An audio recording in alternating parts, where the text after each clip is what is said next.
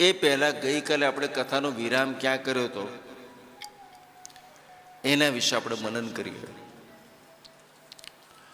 ગઈકાલે આપણે કથા ચાલતી હતી અને આપણે કથા સાંભળતા સાંભળતા ભાગવતજીના 5મા દિવસે આપણે શ્રી ગિરિરાજજીના દર્શન અહીંયા કર્યા. ઠાકોરજીએ સમસ્ત વ્રજવાસીઓની સાથે શ્રી ગિરિરાજ બાબાની સેવા કરી અને ગિરિરાજ બાબાની સેવા કરી એનાથી ઇન્દ્રનું જે ગર્વ જે હતો એ ગર્વના કારણે ઇન્દ્રએ સાવર્તક નામના ગણોને ખૂબ આદેશ આપ્યો કે જાઓ વ્રજમાં ચારે બાજુ તમે તહેશ અને નહેશ કરી નાખો. વ્રજમાં એક નાનું સરખું પાંદડું પણ ન રહેવું જોઈએ. पर देखो ये बात है कि राम जिस पर कृपा करे इसका कोई क्या बिगाड़ सकता है. કહે છે કે બાલકૃષ્ણ પૌગંડ અવસ્થામાં જેમનો પ્રવેશ થયો છે એવા ગિરિરાજ બાબાનો આશ્રય લઈને 7 વર્ષના કનૈયાએ સમસ્ત વ્રજવાસીઓની રક્ષા કરી. એક દિવસ નહીં, 2 દિવસ નહીં, 4 દિવસ નહીં, પણ 7 દિવસ સુધી આ લીલા ચાલી. જો એનો અર્થ આપણે એ સમજવું કે સોમવાર હોય, મંગળવાર હોય, ગુરુવાર હોય, શનિવાર હોય કે રવિવાર હોય, આ 7 દિવસ સુધી આપણું જે શરીર છે એ સાક્ષાત ગિરિરાજ સમાન છે. અને એ સાક્ષાત ગિરિરાજજીને કોઈ ધારણ કરતું હોય તો કોણ?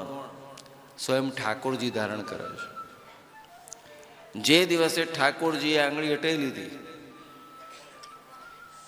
એ દિવસે આપણા સૌનું શું થાય છે તો કે અચ્યુતમ કેશવમ આપણે બોલીએ ને ઘણી વખતે.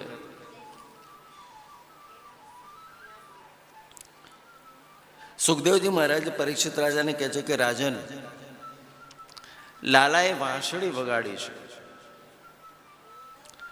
અને લાલાએ જ્યારે વાંસળી વગાડી ત્યારે વ્રજવાસીઓ કોના દર્શન કર્યા તો કે શ્રી ગિરિરાજ ધરણના દર્શન કર્યા. લાલાના વેણુનાદમાં કેવી દિવ્ય શક્તિ છે. એક એક જીવને લાલો બોલાવે. નાથ દ્વારામાં જઈએ તો નાથ દ્વારામાં શ્રી ગિરિરાજ બાબા એટલે શ્રી ગોવર્ધન નાથજીના જે ટોચ ઉપર જ્યાં ભગવાનનું શ્રી વિગ્રહ હતું એ શ્રી વિગ્રહ નાથ દ્વારામાં પણ છે. અને નાથ દ્વારામાં તમે જાઓ તો નાથ દ્વારામાં શું જોઈએ આપણે કે નાથ દ્વારામાં ગિરિરાજ બાબાનો હાથ ઉપર છે. હાથ ઉપર રાખીને ગિરિરાજ બાબા સૌને બોલાવે છે કે આવો આવો. પણ આપણે પોતે ક્યારેય ગિરિરાજ બાબાની શરણમાં જતા નથી. બાકી ભગવાન તો આજે પણ કહે છે કે બધું છોડીને એકમાત્ર તું મારી શરણમાં તું આવી જા. કનૈયા જ્યારે વાંસળી વગાડી ત્યારે સૌ વ્રજવાસીઓ ગિરિરાજ ધરણના દર્શન કર્યા છે. સુખદેવજી મહારાજ પરીક્ષિત રાજાને કહે છે કે રાજન, 7 દિવસ સુધી કોઈને ભૂખ લાગતી નથી. 7 દિવસ સુધી કોઈને પાણીની તરસ પણ લાગતી નથી. લાલાએ વાંસળી કેવી વગાડી કે લાલાએ જ્યારે વેણુનાદ કર્યો ત્યારે લાલાને વેણુનાદથી સાક્ષાત ગિરિરાજજી પણ ડોલવા લાગ્યા છે. આજે બધાને ખાતરી થઈ ગઈ કે લાલામાં કંઈક તો ચમત્કાર છે. લાલો કોઈ ક્યાંક નંદ બાબાનો દીકરો છે કે કોઈ મોટો દેવ છે. બાલ્યાવસ્થાથી એણે પૂતના મારી, તૃણાવર્ત માર્યો, શકટાસુર માર્યો, અઘાસુર માર્યો, બકાસુર માર્યો, કાલિય નાગનું દમન કર્યું, 2 વખતે દાવાગ્નિનું પાન કર્યું. અને આજે 7 દિવસ સુધી કનૈયાએ ગિરિરાજજીને ધારણ કર્યો. અને ગિરિરાજજીને ધારણ કરીને શું કર્યું હતું કે ગિરિરાજજીને ધારણ કરીને આપણા સૌની રક્ષા કરી. જો લાલાએ 7 દિવસ સુધી ગિરિરાજજીને ધારણ ન કર્યો હોત તો આજે આપણે ચોક્કસ ન બચત. સૌ વ્રજવાસીઓ અંદર અંદર વાતો કરવા લાગ્યા. વ્રજવાસીઓ કે મને તો પહેલેથી શંકા હતી કે નંદ બાબા કેવા છે, તો કે નંદ બાબા ગોરા છે અને કનૈયો કેવો છે તો કે કાળો છે. સૌ વ્રજવાસીઓ કનૈયા પાસે આવ્યા, નંદ બાબા પાસે આવ્યા અને નંદ બાબાને કે સાચું બોલો નંદ બાબા, આ દીકરો કોનો છે? તમારો છે કે ક્યાંકથી લઈને આવ્યા છો? જાત જાતના પ્રશ્નો નંદ બાબાને કર્યા. ત્યારે નંદ બાબા કહે છે કે આ દીકરો મારો છે. નંદ બાબાને જ્યારે પરેશાન થતા જોઈને કનૈયો કહે છે કે મારા પિતાને બહુ પરેશાન ન કરો, તમારે જે તે કંઈ પૂછવું હોય એ મને પૂછો. કૃષ્ણ કાળા કેમ?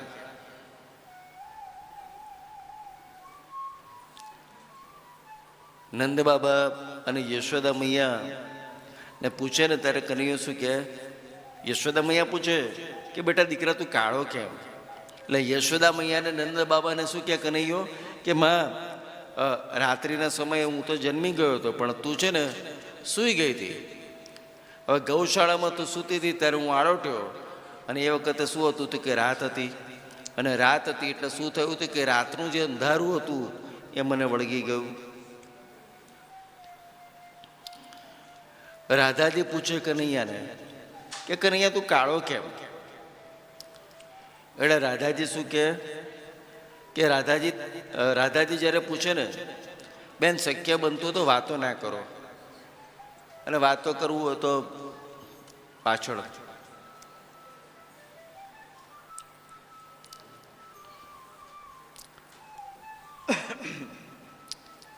રાધાજી જ્યારે કનૈયાને પૂછે એ કનૈયા તું કાળો કેમ છે? એટલે કનૈયો શું કહે કે તમારી શોભા વધે એટલા માટે હું શ્યામ છું. અને હસ્તિનાપુરમાં જ્યારે વિષ્ટિ કરવા માટે જાય અને એ સમયે દુર્યોધન પૂછે કે દ્વારકાધીશ તમે કાળા કેમ છો? ત્યારે દ્વારકાધીશને જવાબ આપતા આપતા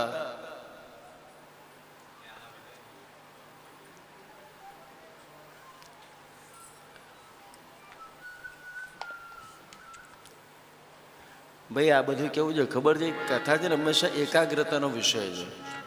આમ તો ખરેખર જેટલા વાગે કથા ચાલુ થાય એના 20-30 મિનિટ પહેલાં બેસીને બધી તૈયારી કરી લેવી જોઈએ. હવે કથાની અંદર બેઠા પછી આપણે 20-30 મિનિટ બેઠા પછી આપણને કંઈક ને કંઈક ખંજવાળ આવે, કંઈક ને કંઈક મનમાં વિચાર આવે કે આ પંખો બંધ છે, આ પંખો ચાલુ છે. એટલે પછી આ બધું જે ડિસ્ટર્બન્સ કહેવાય એનાથી શું થાય? કથા ડિસ્ટર્બ થાય ને. અચ્છા આ શું છે? આ ભાગવત છે ને, માનો તો પોથી છે પણ જ્યારે સ્થાપના થાય ને ત્યારે પોથી નથી, ભગવાન છે. એટલે આપણે કથા સાંભળીએ તો મેં નથી કહ્યું કે કથાની અંદર આપણે શું કરવાનું? ભજન ચાલતું હોય તો વિક્ષેપ ના થાય. જો હું ઘણી વખતે કહું આ કથા ક્યારેક ક્યારેક કે 3 જગ્યાએ માણસથી ક્યારેક વિક્ષેપ ના થાય એવો પ્રયાસ કરવો જોઈએ. કઈ કઈ જગ્યાએ? ભજન ચાલતું હોય, કથા ચાલતી હોય, સત્સંગ ચાલતો હોય તો આપણે કમસે કમ એટલો પ્રયત્ન કરવો જોઈએ કે આપણે મૌન બેસી રહીએ. સુખદેવજી મહારાજ પાસે પરીક્ષિત રાજા 7 દિવસ બેઠા હતા, પણ કેવી રીતે બેઠા હતા? ખાધું નહોતું. ખાવાની વાત તો છોડો, પાણી નહોતું પીવું. 7 દિવસ સુધી સુખદેવજી મહારાજે અન્ન અને જળનો ત્યાગ કર્યો હતો. અને આપણે તો એકવાર થોડોક પંખો બંધ હોય તો એ આપણેથી રહેવાય નહીં. ઘણી વખત અહીંયાના લોકોને તમે જુઓ ને કથા સાંભળતા તમને બહુ મજા આવે સાહેબ. એ આવે તો ખબર ના પડે. આપણે પેલી પારસીઓવાળી તમે વાત સાંભળી હશે, આપણે ભણવામાં આવતી હતી કે પારસીઓ જ્યારે આપણે પાસે સૌથી પહેલાં આવે ને ત્યારે હમણાં દૂધનો ગ્લાસ ભરીને મોકલ્યો. અને દૂધનો ગ્લાસ ભરીને મોકલીને કીધું કે અહીંયા આગળ અમારે વેપાર કરવો છે, અહીંયા અમારે સ્થાયી થવું છે. ના મારી ભૂલ થઈ ને થોડીક, હે ને થતી હતી કહેજો. હો પાછા શું હતું? અચ્છા,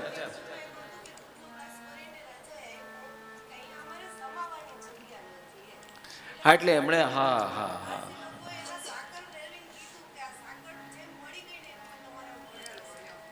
હા બિલકુલ સાચી વાત. એટલે પારસીઓએ એવું કીધું કે ભાઈ અમારે તમારી સાથે રહેવું છે, અહીંયા અમારે વેપાર કરવો છે, અહીંયા આગળ અમારે સરસ મજાનું રહેવું છે ને અહીંયા આગળ અમારે હવે બાકીનું શેષ જીવન પસાર કરવું છે. ત્યારે રાજાએ દૂધનો ગ્લાસ ભરીને રૂપક તરીકે મોકલ્યો, અને રૂપક તરીકે મોકલીને શું કીધું તો કે જેમ આ ગ્લાસ દૂધથી છલો ભરેલો છે એવી રીતે અમારા ત્યાં કે રહેવાની જરાય જગ્યા નથી. એટલે પારસીઓએ શું કર્યું તો કે દૂધની અંદર સાકર ભેળવી, અને સાકર ભેળવીને કીધું, પાછો ગ્લાસ મોકલીને કીધું. અને આજે પણ જુઓ તમે વર્તમાન કાળમાં પારસીઓ કેવા ભળી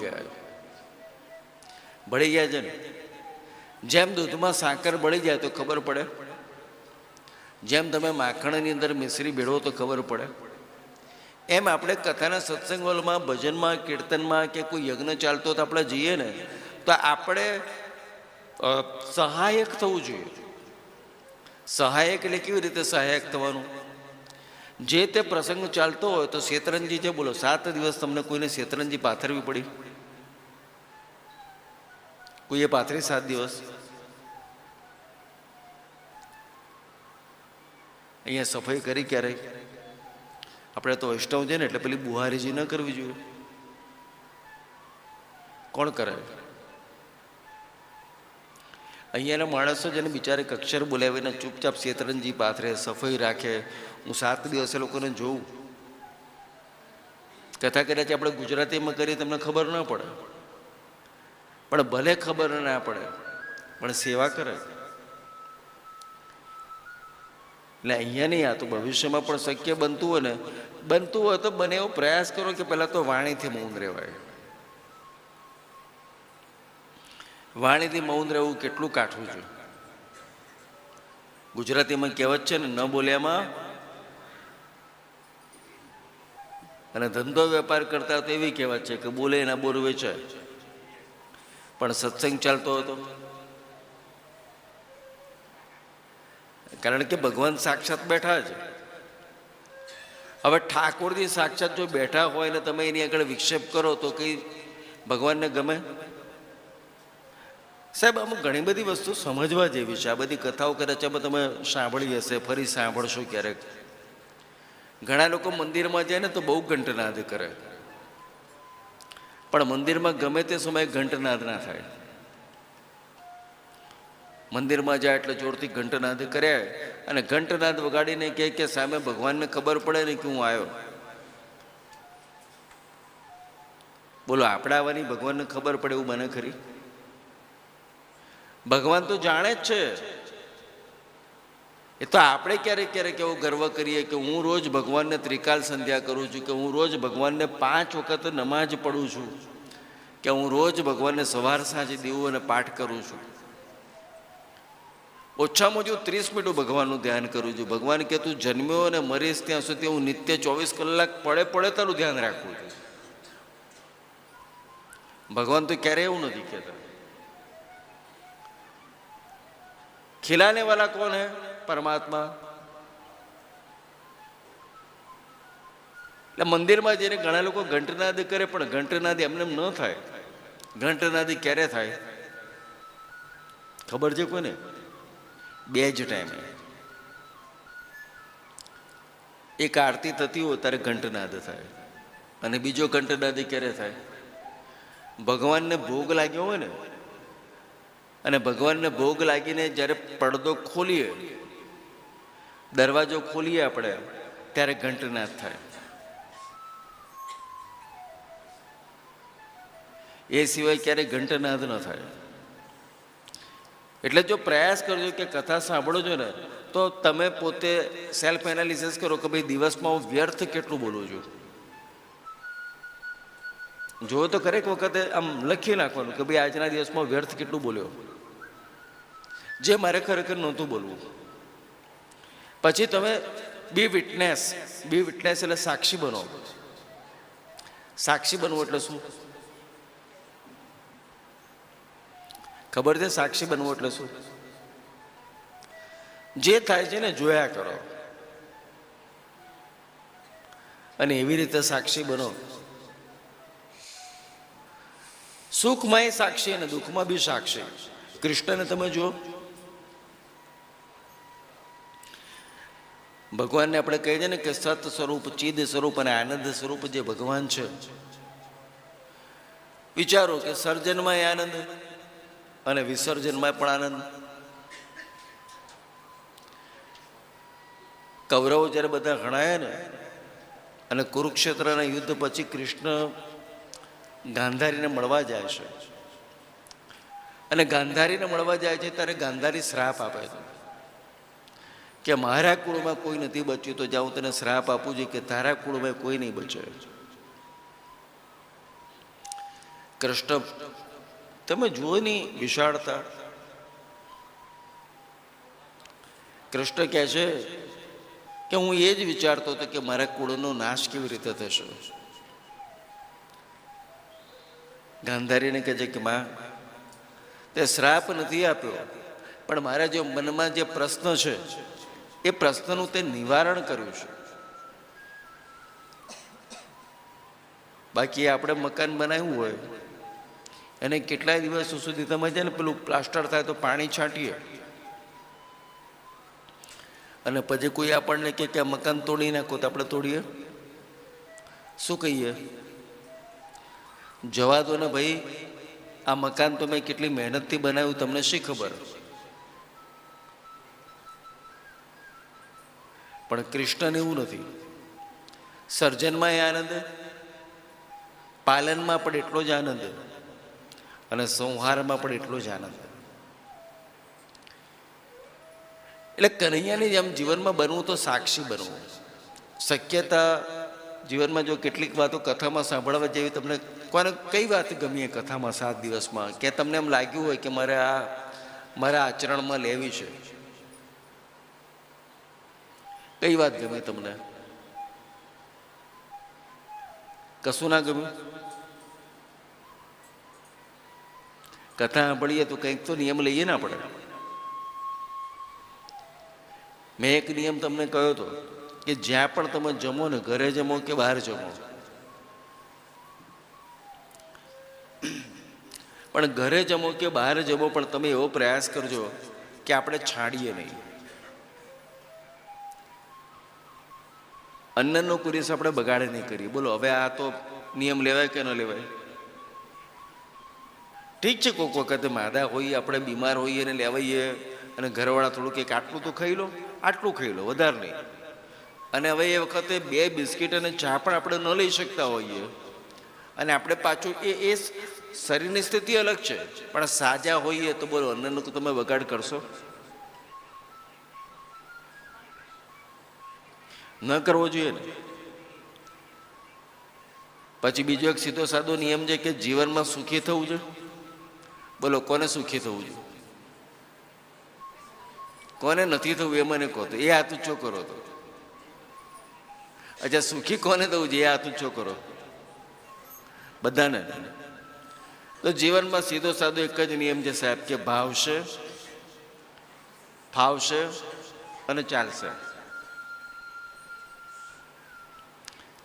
કનૈયાએ જીવનમાં બધી જ વાતનો, કનૈયાનો જીવનમાં એક વાત જો કૃષ્ણભાઈ શીખવી હોય ને તો એક જ વાત છે કે સર્વનો સ્વીકાર. કૃષ્ણએ કોઈ અસુર માટે દ્વેષ ભાવ નથી રાખ્યો. જે આવ્યો એને સ્વીકાર કનૈયાએ કર્યો છે.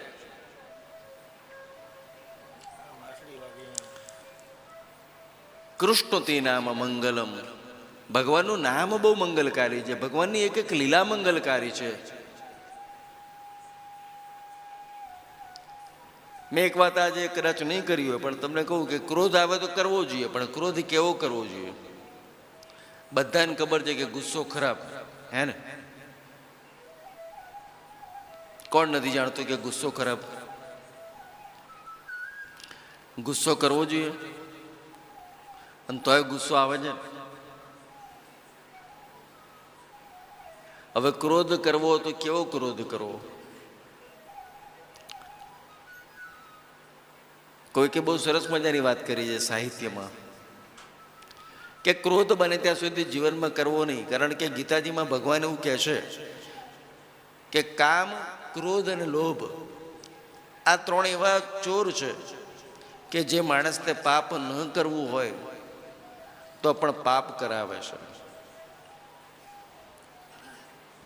એટલે ક્રોધ કરવો જ નહીં, અને તોય ગુસ્સો આવે છે.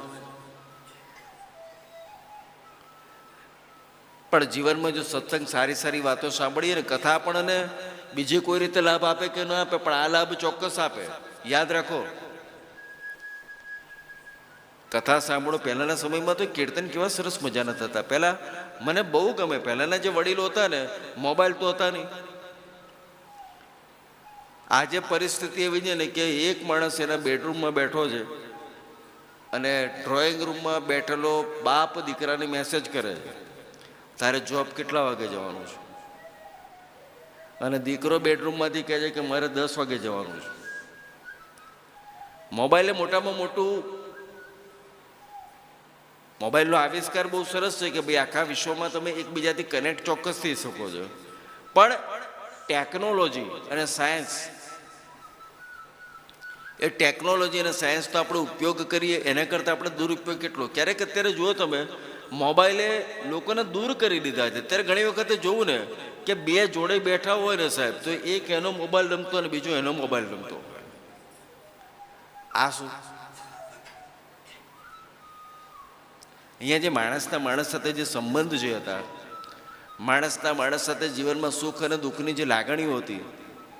મંદિરમાં જાઓ, મંદિરમાં આપણે જતા પહેલાંના સમયમાં તમે જુઓ, અને મંદિરમાં બહેનો જાય ખાસ કરીને, પછી ઠાકોરજીના દર્શન કરે, અને ઠાકોરજીના દર્શન કરીને પછી બહાર આવે, ઓટલે બેસે, અને પછી એક સ્ત્રી બીજી સ્ત્રીને મળે અને પોતાના જીવનમાં સુખ દુઃખની વાતો કરે. કેટલી સરસ વ્યવસ્થા હતી એ, હે ને?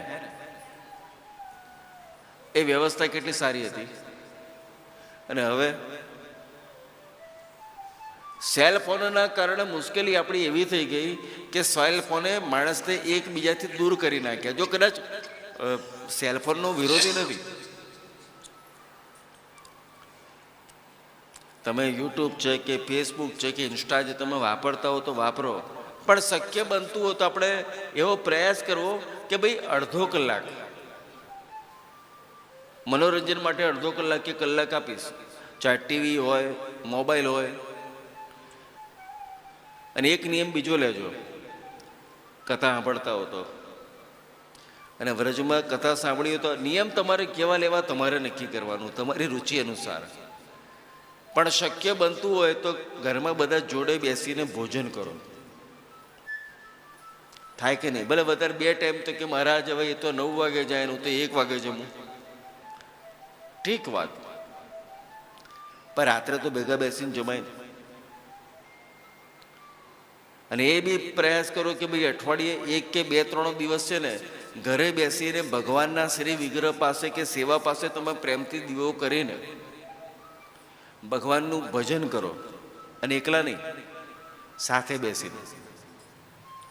અમે ક્યારેક ક્યારેક કોકના ત્યાં જઈએ ને, અને આવું જોઈએ તમને બહુ અંદરથી આનંદ થાય કે હા, ભગવાનની સેવા કેટલી સરસ છે, અને બધા ભેગા મળીને કેવી સરસ મજાની સેવા કરે. એટલે એવા નિયમ લેવો. સાક્ષી બનવું એટલે શું? 2 વિટનેસ એટલે સાક્ષી ભાવ કેળવવો. એટલે જીવનમાં સુખ અને દુઃખ આવે, તડકા ને છાયા આવે, પણ એની અંદર કેવું બનવું? તો આપણે બધા કેવા છે ખબર છે? ચ્યુત. અને કનૈયા માટે કેવો શબ્દ વાપર્યો છે? અચ્યુત. એને સુખ અને દુઃખ સાથે, એને તડકા અને છાયા સાથે કોઈ લેવા દેવા નહીં. એટલે જીવનમાં ક્યારેય ક્રોધ ન કરવો. અને ક્રોધ જો કદાચ આવે તો કેવો ક્રોધ કરવો? તો સાહિત્યમાં એક સરસ મજાની વાત છે કે પાણીમાં લીસોટો કરીએ, કોઈ માણસ જાય નદી કિનારે ને નદીમાં આમ કરીને આમ લીસોટો પાડે તો કેવો લીસોટો પાડે અને તરત ભૂસાઈ જાય ને. કોક માણસ એવો છે કે નહીં નહીં પાણીમાં તું લીસોટો નહીં પાડું, પણ નદીના કિનારે જે રેતી છે હું રેતી પર લીસોટો પાડીશ. એટલે નદીના કિનારે જે રેતી હોય એ રેતીમાં માણસ આમ લીસોટો પાડે તો થોડોક વધારે સમય ચાલે, પણ પવન આવે અને પવન આવે એટલે શું થાય કે રેતી ઉડે, અને રેતી ઉડે એટલે શું થાય તો કે લીસોટો ભૂસાઈ જાય. પણ કોઈ માણસ ઝટકી જાય અને પછી કે ના ના હું તો હથોડો લઈને જઈશ અને ટાંચણો લઈને જઈશ, અને પછી પથ્થર ઉપર જઈને ટાંચણાથી આમ લીસોટો પાડે. હવે એ કેવો ચાલે? લાંબો સમય ચાલે ને જીવનમાં કે ન ચાલે? ચાલે. હવે 3 પ્રકારના ક્રોધ છે. આવ્યો અને જતો રહ્યો. ક્રોધ આવ્યો અને પછી વિસરી ગયા. કેટલાક લોકોને ક્રોધ આવે, પણ કેવો ક્રોધ આવે તો કે થોડોક સમય વધારે ચાલે. પણ કેટલાક લોકો જીવનમાં એવી મડાગાંઠ બાંધે પથ્થર જેવી. એટલે જીવનમાં ક્રોધ કરવો નહીં, અને ક્રોધ જો કરવો હોય ને તો મનને એવું શાંત બનાવો, મનને એવું સ્થિર બનાવો કે ક્રોધ આવે અને ક્રોધ જતો રહે. ભાગવતમાં બધા નિયમો જે જીવનમાં આપણને શીખવા જેવા છે. કાલિયા દમનની જે ભગવાને જે લીલા કરી, એ કાલિયા દમનની લીલા એટલે શું? જળ તત્વની શુદ્ધિ કરી. જળમાં જે કાલિય નાગ રહે છે, જેનાથી જળ પ્રદૂષિત થયું છે. હવે એ પ્રદૂષિત જળ છે એ માનવ સમાજ માટે કેવું છે તો કે વિષ સમાન છે. અને આવું ઝેર સમાન પાણી કોના કામમાં આવે? તો ઠાકોરજીએ શું કર્યું? જલ તત્વની શુદ્ધિ કરી. ઠાકોરજી આ લીલામાં કહે છે ને કે દેવતાઓમાં આવેલા અભિમાનને દૂર કર્યા છે. તો ઠાકોરજીની જેટલી પણ લીલાઓ છે એ લીલાઓને શ્રવણ કરવાથી શું થાય તો કે ઠાકોરજીની લીલાઓ શ્રવણ કરવાથી આપણા જીવનમાં આપણા મનની અંદર જે મળ છે, આપણા મનની અંદર જે મેલ છે એ મેલ દૂર થાય, એ મળ દૂર થાય. મારી કથા ચાલતી હતી ક્યાં આગળ? નિયમોની તો મેં બહુ પછી વાત કરી.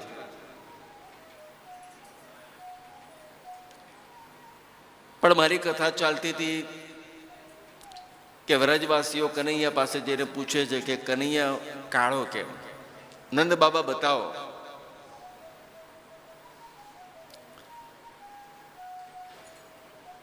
એટલે કનૈયો યશોદા મૈયાને કહે છે કે માં,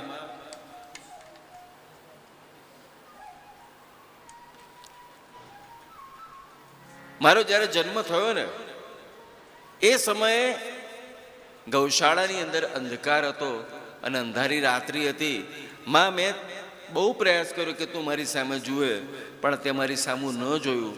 અને એ વખતે હું આળોટતો હતો, અને આળોટતા શું થયું હતું કે આળોટતા અંધારું મને વળગી ગયું.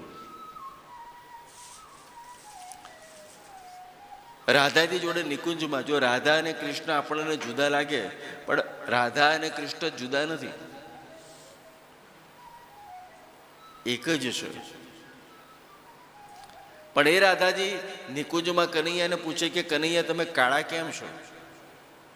એટલે કનૈયો એ સમયે શું કે રાધાજી આપની શોભા વધે એટલા માટે હું શ્યામ છું. અને દુર્યોધન જ્યારે દ્વારકાધીશ સૃષ્ટિ કરવા માટે જાય ત્યારે દ્વારકાધીશને પૂછે કે દ્વારકાધીશ આપ કાળા કેમ છો? ત્યારે દ્વારકાધીશ દુર્યોધનને કહે છે કે તારો કાળ બનીને હું આવ્યો છું એટલા માટે હું શ્યામ છું. તારો કાળ બનીને હું આવ્યો છું એટલા માટે હું કાળો છું.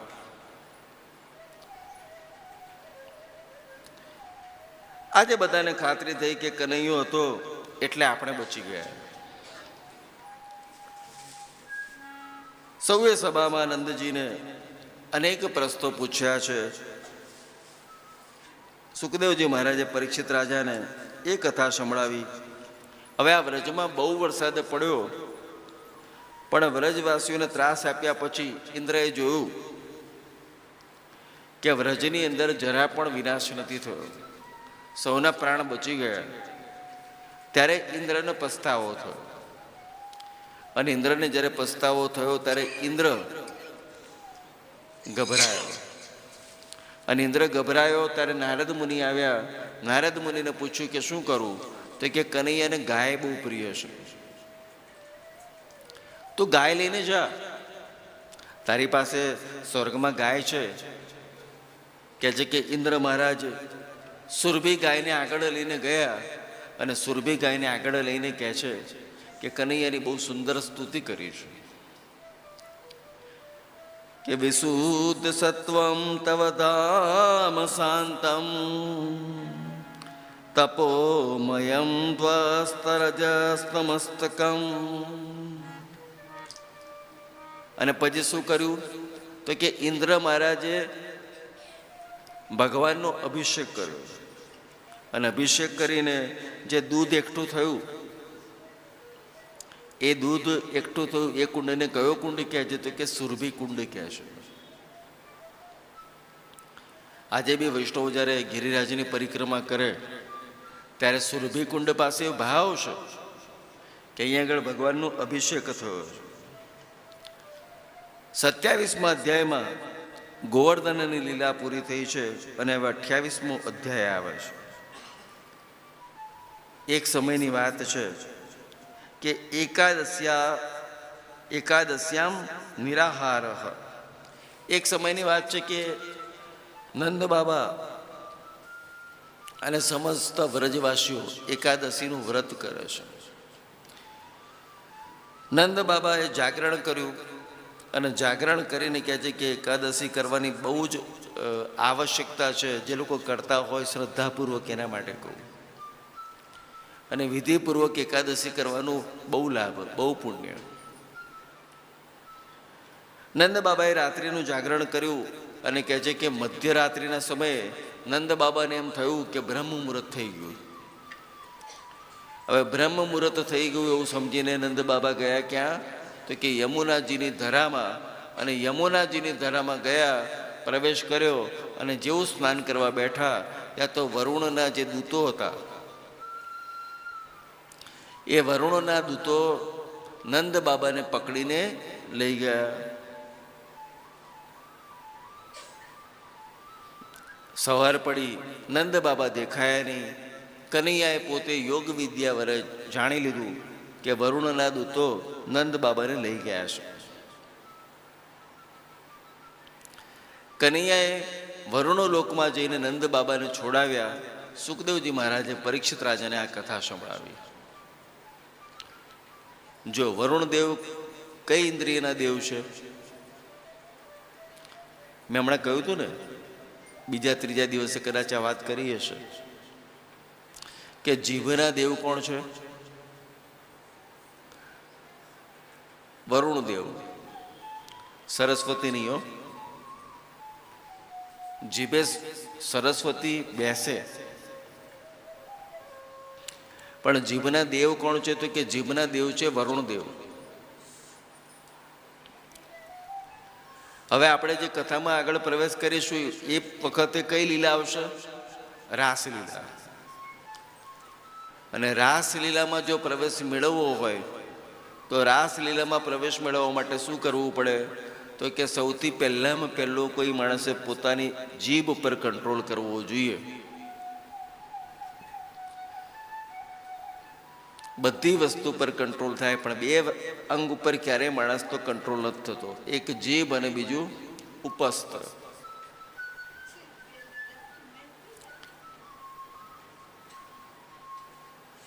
ગમે તેટલી ઉંમર થાય પણ જીભને જે ચટકા લાગે એ લાગે જ. હા, એ બને કે બાળપણમાં જેટલું ખવાતું હતું, કદાચ યુવાનીમાં જેટલું ખવાતું હતું એટલું વૃદ્ધાવસ્થામાં ન ખવાય, પણ વૃદ્ધાવસ્થામાં જીભ વાંચી બહુ ત્રાસ આપે.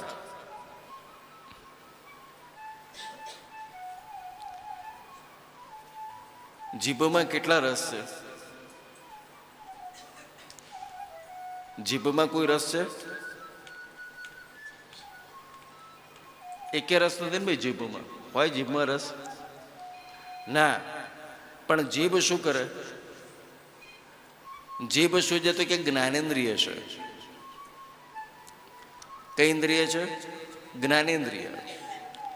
હવે સરસ મજાનો તીખો આપણે ચેવડો ખાઈએ અને ચેવડો થોડોક વધારે તીખો હોય તો જીભ આપણને શું કહે કે આ ચેવડો તીખો છે. પણ ચેવડો તીખો છે એ કોને કહે? મનને કહે ને ભાઈ. અચ્છા, લીંબુ વધારે પડી ગયું શરબતમાં તો ખાટું છે એ ખબર આપણને કેવી રીતે પડે? જીભના કારણે. દાળમાં થોડો ગોળ વધારે પડી ગયો હોય તો આપણને ખબર કેવી રીતે પડે કે ભાઈ દાળ ગળી છે? જીભના કારણે. તો જે 6 પ્રકારના જે રસ છે, કયા કયા રસ? તો કે ખાટો, તીખો, મીઠો, કડવો, ગળ્યો અને તુરો. તો આ જે 6 પ્રકારના જે રસ છે એ રસ કોના કારણે આપણને ખબર પડે? તો કે જીભના કારણે ખબર આપણને પડે.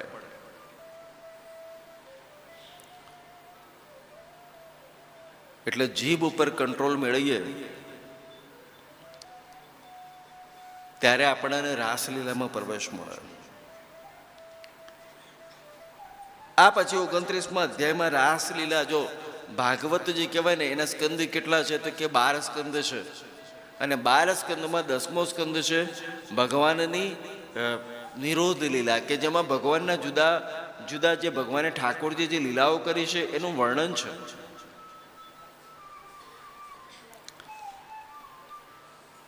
અને એમાં પણ હૃદય જે કહેવાય 10મો સ્કંદ હૃદય છે. અને હૃદયમાં શું રહે તો કે હૃદયમાં પ્રાણ રહે. હૃદયમાં પ્રાણ છે. એ પ્રાણ જે છે એ કેટલા છે તો કે 5 પ્રાણ છે.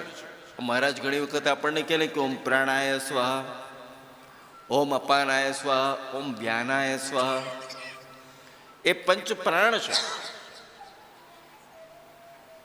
અને ઉપ પ્રધાન પંચ એટલે બીજા પાછા પંચવાયુ પણ છે. પ્રધાન વાયુ તો છે જ, પણ શાસ્ત્રમાં બતાવ્યા છે કે કૃકર, ધનંજય આવા આદિ વાયુઓ પણ છે.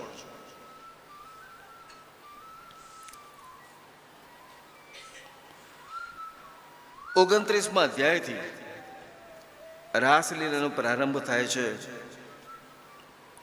પ્રભુ રાસમાં દાન કરવાના છે, પણ કયું તો કે અલૌકિક રસનું દાન કરવાના છે.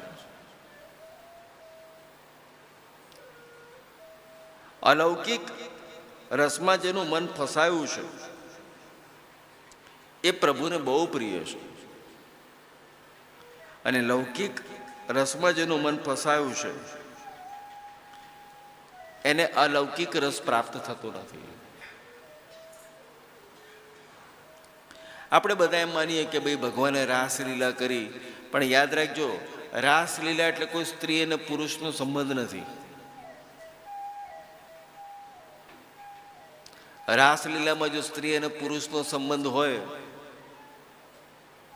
તો જેના માટે મૃત્યુ હોય 7 દિવસ પછી મરવાનો છે એને વળી રાસલીલાની કથા સાંભળવી ગમે?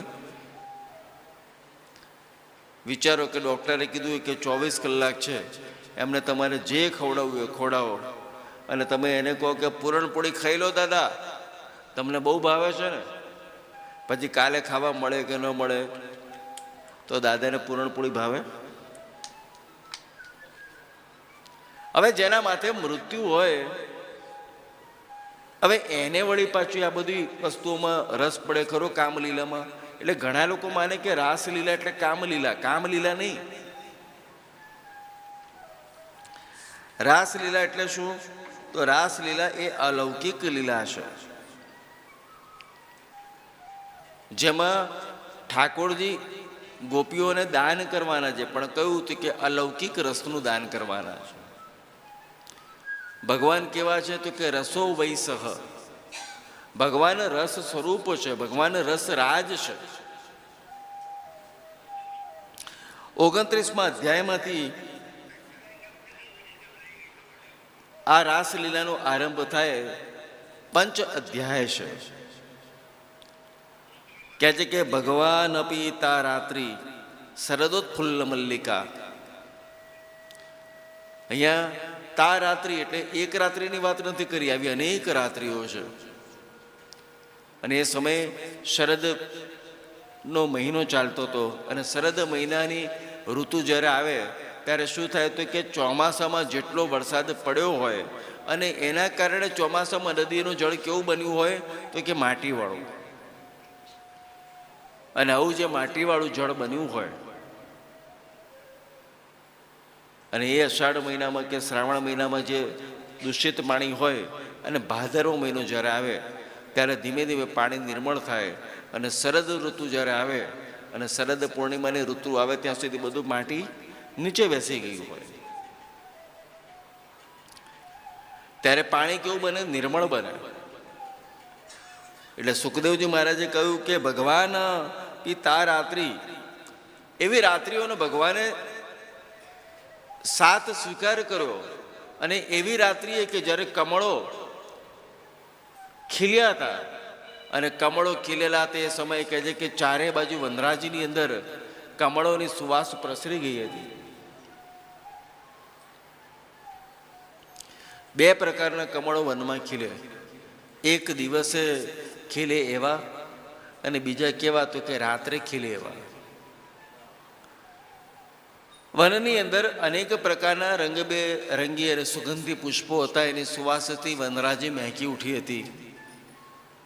અને આવી વનરાજી જ્યારે મહેકેલી, એવા સમયે ભગવાને આ રાત્રિનો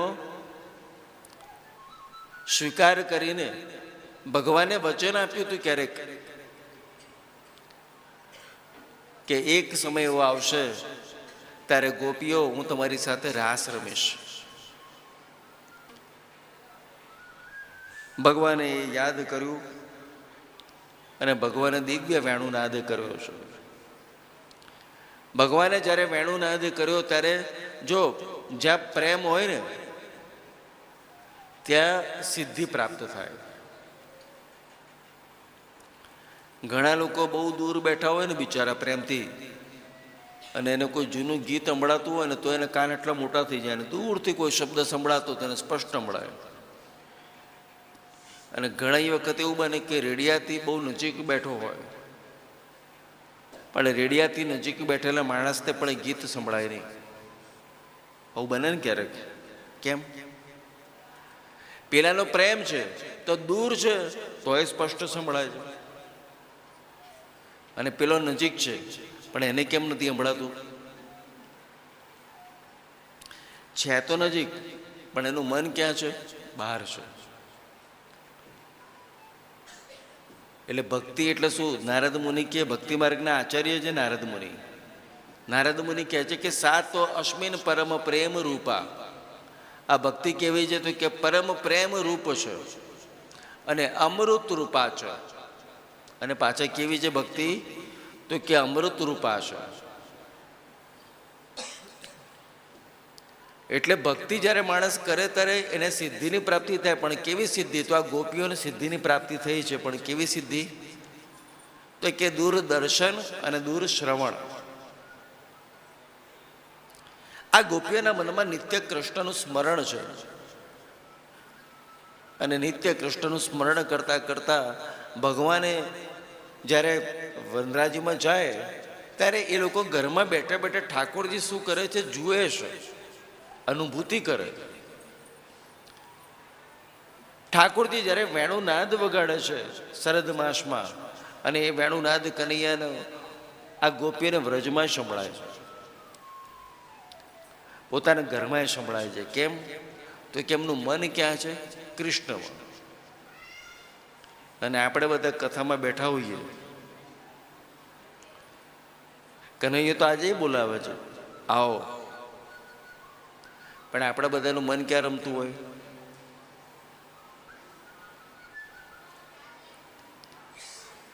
કનૈયાએ જ્યારે એ વેણું નાદ કર્યો ત્યારે કહે છે કે એક એક ગોપીઓને બોલાવે છે કે આવો આવો, હે ગોપીઓ તમે આવો. એક એક ગોપી, મહાપ્રભુજી વર્ણન કરે કે 10 પ્રકારના ગોપીજનો ભગવાન પાસે પધાર્યા છે. કેવી કેવી ગોપીઓ પધારી છે? તો કહે છે કે ગોપીઓ જે જે કામ કરતા હતા, જ્યાં ભગવાનનો વેણું નાદ સંભળાયો, કે ભગવાનનો કોલ સંભળાયો, અને ભગવાનનો કોલ સંભળાયો ત્યારે એક એક ગોપીઓ દોડી છે. મહાપ્રભુજી કહે કે ગોપીઓ શું કરતી હતી? તો કહે છે કે કોઈ ગોપી આંખનું કાજળ હતું, એમાં કાજળ લગાડતી હતી, પણ જ્યાં વેણું નાદ સાંભળ્યો તે કાજળ લગાડવાનું પડતું મૂકીને દોડી. કોઈએ વળી માથાનો ટીકો કાને પહેર્યો અને કાનના જે કુંડળ હતા એને માથે પહેર્યા.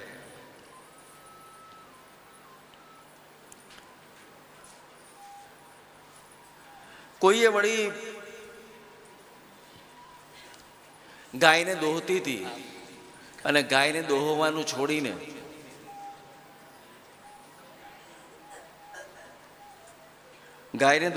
છોડીને એ ગોપીઓ દોડી છે. કોઈ વળી પોતાના પતિની સેવા કરતી હતી, પીરસતી હતી, તો પોતાના પતિને અને પોતાના સાસરી પક્ષમાં જે લોકો બેઠા છે એને પીરસવાનું છોડીને એ ગોપીઓ દોડી.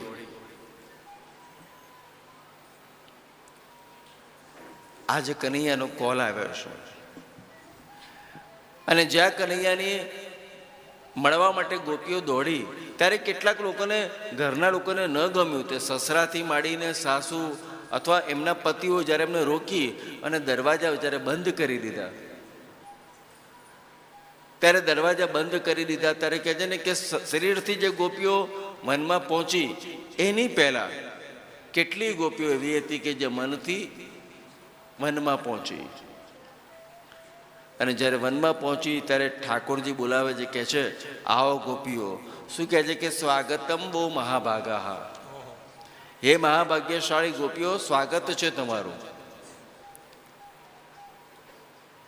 પછી ધીમે રહીને કહે છે કે પ્રિયમ કિમ કરવાણી વહ, હે પ્રિય તમારા માટે હું શું કરી શકું? હવે આ તો કેવી વાત થઈ? પહેલા તો કહે છે કે સ્વાગત છે, વેલકમ, અને પછી ધીમે રહીને કહે છે કે કેમ આવું થયું?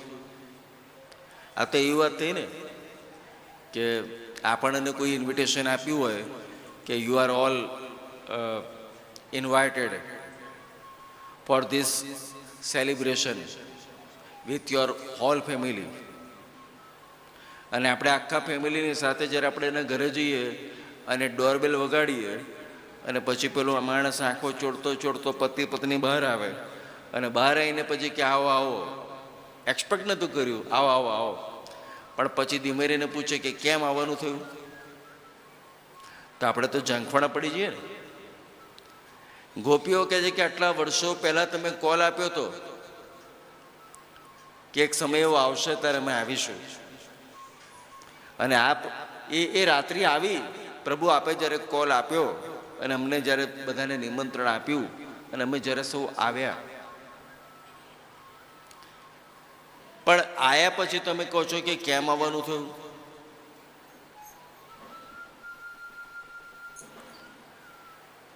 ત્યારે ભગવાન ઉપદેશ કરે છે. જો આ ગોપીઓ કોણ છે? ગોપી બે પ્રકારની ગોપી છે, એક સ્વયં સિદ્ધ ગોપી અને સાધન સિદ્ધા ગોપી. અને એમાં પણ સાધન સિદ્ધા જે ગોપીઓ છે એના અનેક પ્રકાર છે. કેટલાક ઋષિમુનિઓ દંડકારણ્યમાં ખૂબ તપ કરતા હતા અને અનેક વર્ષોથી, હજારો વર્ષથી તપ કરતા. કહે છે ને કે નેતિ નેતિ જ્યાં વેદ વધે છે, મારું મનડું ત્યાં જવા ચાહે છે. વેદ કહે છે કે નથી નથી, પણ છતાંય આપણું મન ઈશ્વરને પામવામાં અદ્વૈતવાદ સુધી. જો આખું જે આપણા જે પુરાણો, ઉપનિષદો, આપણા વેદાંત આપણને બે વાત બહુ સમજાવે. એક તત્વમસી, તે તું છે, અને બીજું શું? અહમ બ્રહ્માસ્મિ, હું બ્રહ્મ છું. પણ અનુભૂતિ ક્યારે થાય? દંડકારણ્યમાં ઋષિમુનિઓ અનેક વર્ષોથી તપ કરે છતાં અનુભૂતિ નથી થતી. અને રામજીને કહે છે કે પ્રભુ એવી અનુભૂતિ કરાવો કે જે અનેક સાધનોના ઉપયોગ અમે કરીએ જીવનમાં. અમે ખૂબ જપ કરીએ, અમે યજ્ઞ કર્યા, અમે ત્રિકાળ સંધ્યા કરી, અમે ધ્યાન કર્યા, અમે તપ કર્યા, પણ એ છતાંય પ્રભુ આપના સાનિધ્યની અનુભૂતિ નથી થતી. હવે આપ જ કૃપા કરો. ભગવાન કહે છે કે જો આ સમયે તો હું એક મર્યાદા પુરુષોત્તમ છું અને હું એવું તો ન કરી શકું કે જેના થકી આપને, પણ હા ચોક્કસ હું તમને વચન આપું છું કે હવે હું જ્યારે અવતાર લઈશ ત્યારે એ ઋષિઓ હું ચોક્કસ આપને અદ્વૈત તત્વની અનુભૂતિ કરાવીશ.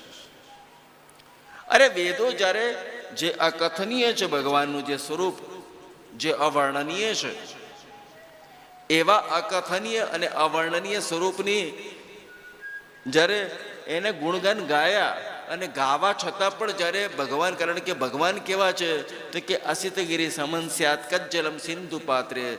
અરે સાક્ષાત શારદા જો સમુદ્ર રૂપી શાહી લઈને એના સદાકાળ માટે જો ગુણગાન ગાવા માટે બેસે, છતાં પણ કહે છે કે ભગવાનના ગુણગાન ન ગાઈ શકે. વેદો પણ થાકી ગયા, પણ એ વેદોની ઋચાઓ પણ કહે છે ગોપીઓ બનીને આવી છે. કહે છે કે રાત્રિનો સમય હતો અને રાત્રિના સમયની અંદર ઠાકોરજી અને ગોપીઓની વચ્ચે સંવાદ થાય છે. અને એ ચાલ્યું ક્યાં સુધી? કે મધ્યરાત્રિ સુધી. ઠાકોરજી કહે છે કે જો પતિ ગમે તેવો હોય, માતા પિતા ગમે તે હોય, પણ એમનો ત્યાગ કરીને ક્યારેય રાત્રિના સમયે ન આવવું જોઈએ. રાત્રિના સમયે, પૂર્ણિમાની રાત્રિએ જંગલ કેવું લાગતું હોય, જોઈ લીધું ને તમે?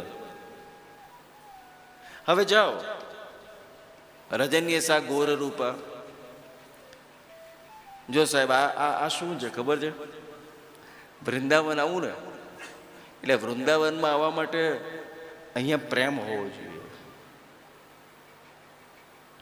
શું હોવું જોઈએ? અને ભાગવત માટે પણ એવું કહેવાય કે ભાગવત શું છે? પ્રેમ શાસ્ત્ર છે. અહીંયા આગળ તો સાહેબ વ્રજેશ્વરી એટલે કોણ? તો કે રાધાજી જેને આમંત્રણ આપે એનો પ્રવેશ થાય. બાકી તો બધા મુસાફરની જેમ આવ્યા અને મુસાફરની જેમ ગયા. પણ એક વખતે જો એણે પકડી લીધો તો પછી વાત બદલી ગઈ. પ્રેમ નગર મત જા મુસાફિર, પ્રેમ નગર મત જા, પ્રેમ નગર મત જા મુસાફિર, પ્રેમ નગર મત જા. પ્રેમ નગર કા પંથ કઠિન હૈ, પ્રેમ નગર કા પંથ કઠિન હૈ, પ્રેમ નગર કા પંથ કઠિન હૈ, પ્રેમ નગર કા પંથ કઠિન હૈ. આ પ્રેમનગર છે સાહેબ. અહીંયા આગળ કૃષ્ણ અને ગોપીઓ વચ્ચે જે સંવાદ થાય છે, ગોપીઓ એ પ્રેમી છે. મેં આગળ કથામાં પણ કહ્યું ને કે આર્ત એટલે દુઃખી ભક્ત છે ભગવાનના. કેટલાક ભક્ત એવા છે કે જે જિજ્ઞાસુ ભક્ત છે, કેટલાક અર્થાર્થી ભક્ત છે. પણ ગોપીઓ કેવી છે તો કે જેને કનૈયા માટે નિત્ય અતિ પ્રેમ છે એ ગોપી છે. કહે છે કે મધ્યરાત્રિ સુધી સંવાદ ચાલ્યો અને મધ્યરાત્રિ સુધી સંવાદમાં એવું કહેવાય કે અહીંયા આગળ કૃષ્ણ હાર્યા છે અને ગોપીઓ જીતી છે. અને મધ્યરાત્રિના સમયમાં જ્યારે ગોપીઓ જીતી અને પછી કહે છે કે 3 પ્રકારના રાસમંડળ રચાયા. અને 3 પ્રકારના રાસમંડળ રચાયા. એમાં કેવું મંડળ રચાયું તો કે એક મંડળ એવું હતું કે જેમાં પ્રત્યેક ગોપી સાથે કૃષ્ણ હતા. બીજું એક વર્તુળ એવું બન્યું કે જેમાં 2 ગોપીઓની વચ્ચે એક કૃષ્ણ છે. અને ત્રીજું મંડળ કેવું બન્યું તો કે એક ગોળ વર્તુળ બન્યું અને બધા વર્તુળોની વચ્ચે કનૈયો છે. અને મધ્યરાત્રિએ રાસ રચાયો. આવો રાસલીલામાં વ્રજમાં છીએ આપણે, તો અહીંયા આપણે રાસલીલાનો પણ થોડોક આપણે જરા મજા લઈ લઈએ. એક બાર બોલે ભંડારી.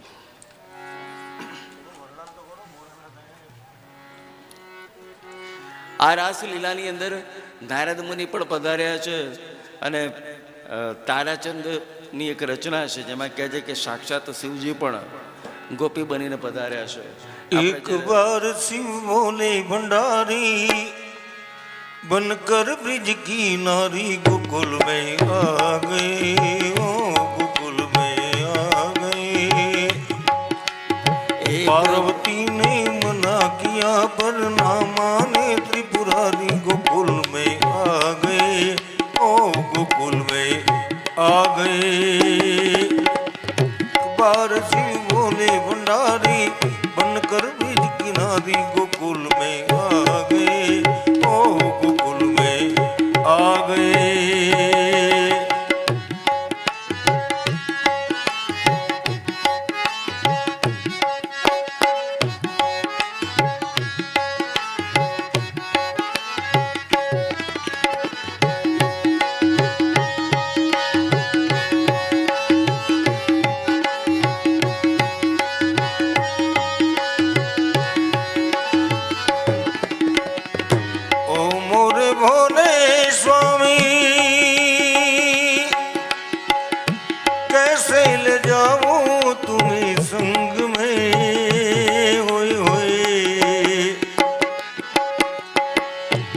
मोहन के सिवा कोई दूजा न जावे उस रास में. ओ मोरे भोले स्वामी कैसे ले जाऊं तुम्हें रास में. मोहन के सिवा कोई दूजा न जावे उस रास में. हासी करेगी ब्रिज की नारी, हासी करेगी ब्रिज की नारी. मानो बात हमारी गोकुल में आ गए, ओ गोकुल में आ गए. एक बार शिव भोले भंडारी बन कर के ब्रिज नारी गोकुल में आ गए, ओ गोकुल में आ गए.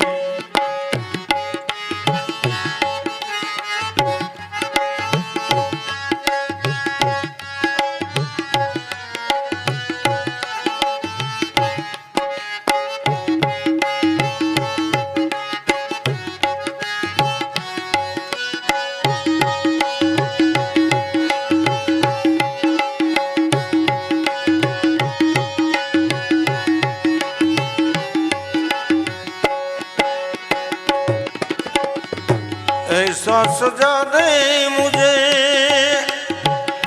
कोई न जाने इस राज को.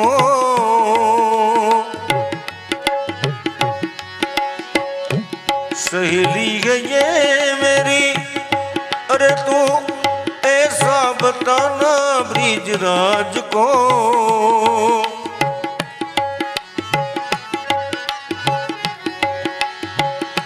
ऐसा सजा दे मुझे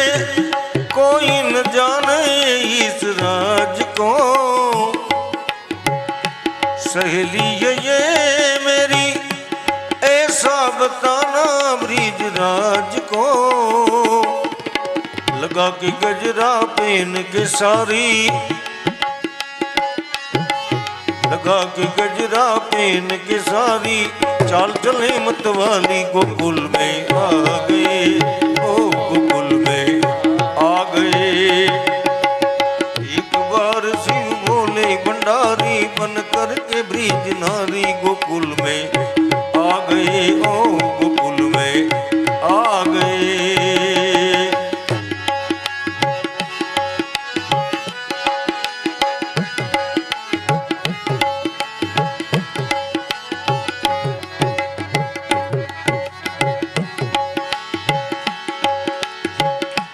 ऐसी बजाई बंसी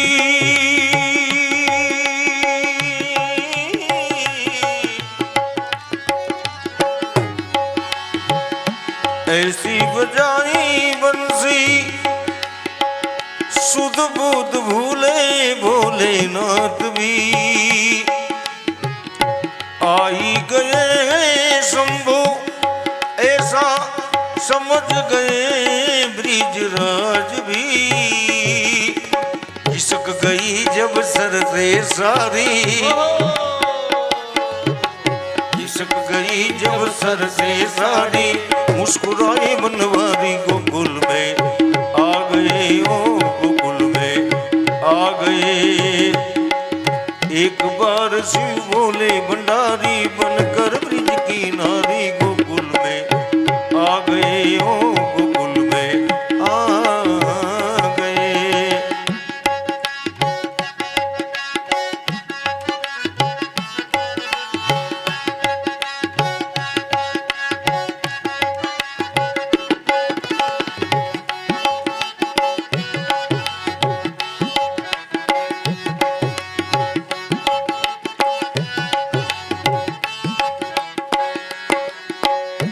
ओ मोरे भोले बाबा, तभी से वृंदावन हुआ धाम है।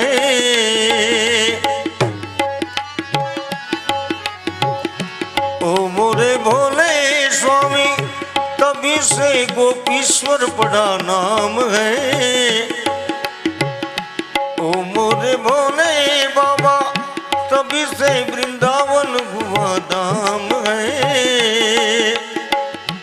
ओ मोरे भोले स्वामी, तभी से गोपीश्वर पड़ा नाम है। तारा चंद है शरण तिहारी, तारा चंद है शरण तिहारी, राखो लाज हमारी गोकुल में आ गए, ओ गोकुल में आ गए। एक बार श्री बोले भंडारी बनकर ब्रिज की नारी गोकुल में आ गए, ओ गोकुल में आ गए। ओ गोकुल में आ गए, ओ गोकुल में आ गए, ओ गोकुल में आ गए। હવે આવી રાસલીલા રમાઈ અને રાસલીલા રમતા રમતા બધી ગોપીઓ જ્યારે છે ને એટલી બધી તન્મય થઈ ગઈ, હવે બધાને એમ જ લાગે કે કનૈયો મારો છો. અને જ્યારે કનૈયો મારો છે એવો ભાવ થયો, કનૈયો માત્ર મારી સાથે રમે જેવો સાત્વિક અહંકાર ઉત્પન્ન થયો. સાત્વિક અહંકાર ઉત્પન્ન થયો, ભગવાનને ગમ્યું નહીં. ભગવાનને બધું ગમે છે પણ ભગવાનને અહંકાર નથી ગમતો. ભગવાને રાસ મંડળમાંથી અંતર ધ્યાન થયા અને અંતર ધ્યાન થયા ત્યારે ગોપીઓને વિરહ થયો. ગોપીઓ શોધવા માંડી કે ક્યાં ગયો કનૈયો. તો આટલા વર્ષો પછી એક કોલ આવ્યો અને કોલ પછી મધ્યરાત્રિ સુધી ચર્ચા ચાલી અને રાસ રચાયો અને એટલામાં વળી પાછો કનૈયો ક્યાં ગયો. હવે ગોપીઓ શોધવા મળી કનૈયાને. જમુનાજીના કાંઠેથી ચાલતા ચાલતા વનરાજીઓમાં કૃષ્ણને શોધે. ત્યાં તો એક સ્થળે છે ને જોયા તો કે જેવા કૃષ્ણના ચરણ હતા એવા જ બાજુમાં ચરણ જોયા. કૃષ્ણના ચરણ કેવા છે તો કે જેમાં 16 ચિહ્નો છે અને રાધાજીના ચરણ પણ કેવા છે જેમાં 16 ચિહ્ન છે. એટલે ગોપીઓ અંદર અંદર જોવા લાગી કે કોક ભાગ્યશાળી સ્ત્રી એવી છે કે જેને સાથે એ લઈને ગયા છે. એટલે કોણ છે? આજુબાજુમાં જુએ, લલિતા તો છે, અરે ચંદ્રાવલી પણ છે. એક ગોપી બોલી કે રાધા નથી. અચ્છા, કનૈયો ગયો, પણ આ બધા મંડળમાંથી કોને લઈને ગયો? તો કે રાધાજીને લઈને ગયો. રાધા કેટલી ભાગ્યશાળી. કહે છે કે કૃષ્ણ અને રાધાના ચરણે ચાલતા ચાલતા જેમ આગળ જતા ગયા, શેના માટે? તો કે કૃષ્ણની શોધ માટે. અને એમના ચરણારવિંદ કેવા છે?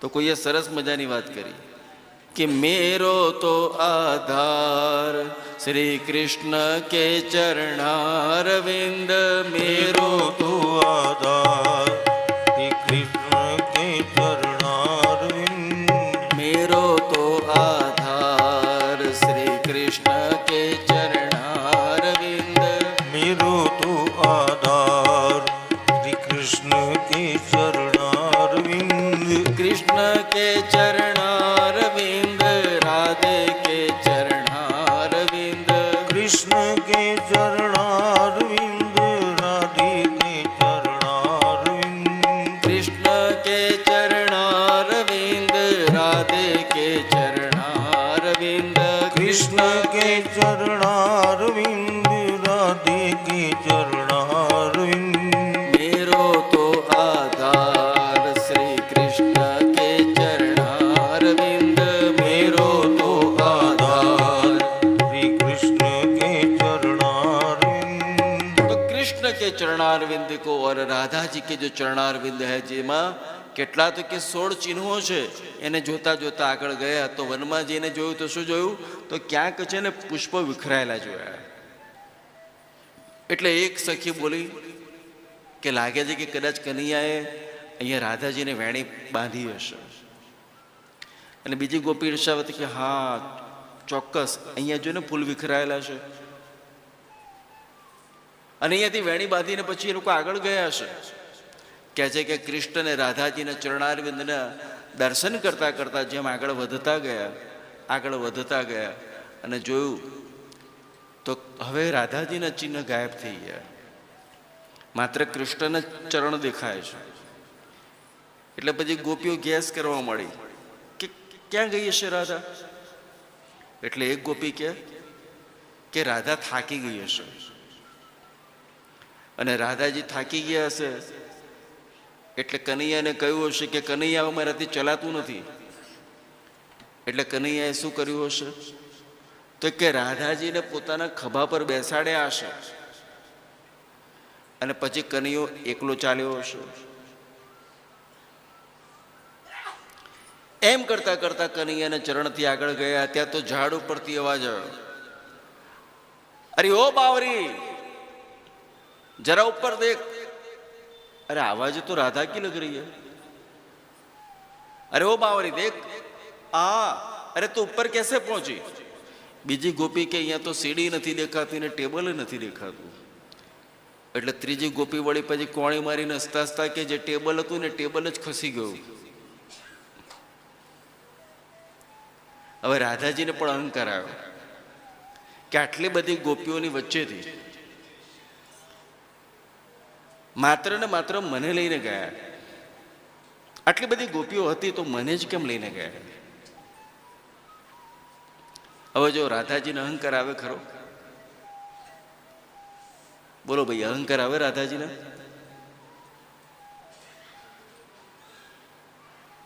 પણ રાધાજીને અહંકાર આવ્યો એની પાછળ કારણ શું? તો કે ગોપીઓ એકલી કનૈયાને ક્યાં શોધી શકત? કૃષ્ણને શોધવા માટે તો શું? તો કે રાધે રાધે રટો ચલે આएंगे બિહારી. રાધા રાધા રાધા રાધા. અને રાધા એ આહલાદીની શક્તિ છે, વ્રજેશ્વરી છે. અને રાધાજીનું જે નિત્ય સ્મરણ કરતા કરતા કે છે કે કૃષ્ણને પાછળ પાછળ આવવું પડે. એક શ્લોક છે, કદાચ અત્યારે મને અનુસંધાન નથી, પણ રા શબ્દ સાંભળતા જ કૃષ્ણ એની પાછળ દોડવા મળે છે. અને ધા શબ્દ સાંભળતા જ કહે છે કે કૃષ્ણ કહે છે કે એને પોતાનું સમસ્ત આપી દે. રાધાજીને અહંકાર ન આવે, પણ રાધાજીને સાત્વિક અહંકાર કેમ આવ્યો? તો કે રાધાજીને એટલા માટે અહંકાર આવ્યો કે મારા વિના ગોપીઓને કૃષ્ણ મળશે નહીં. યમુનાજીના કાંઠે ફરીથી બધી ગોપીઓ ભેગી થઈ અને પછી વિયોગ, અને જો જે મજા વિયોગમાં છે ને એ મિલનમાં ક્યાં છે? પ્રેમિકા માટે કે પ્રેમી માટે પોતાની પ્રેમી કે પ્રેમિકાનો જે વિયોગ છે એ વિયોગ એ પ્રેમની પરાકાષ્ઠા છે.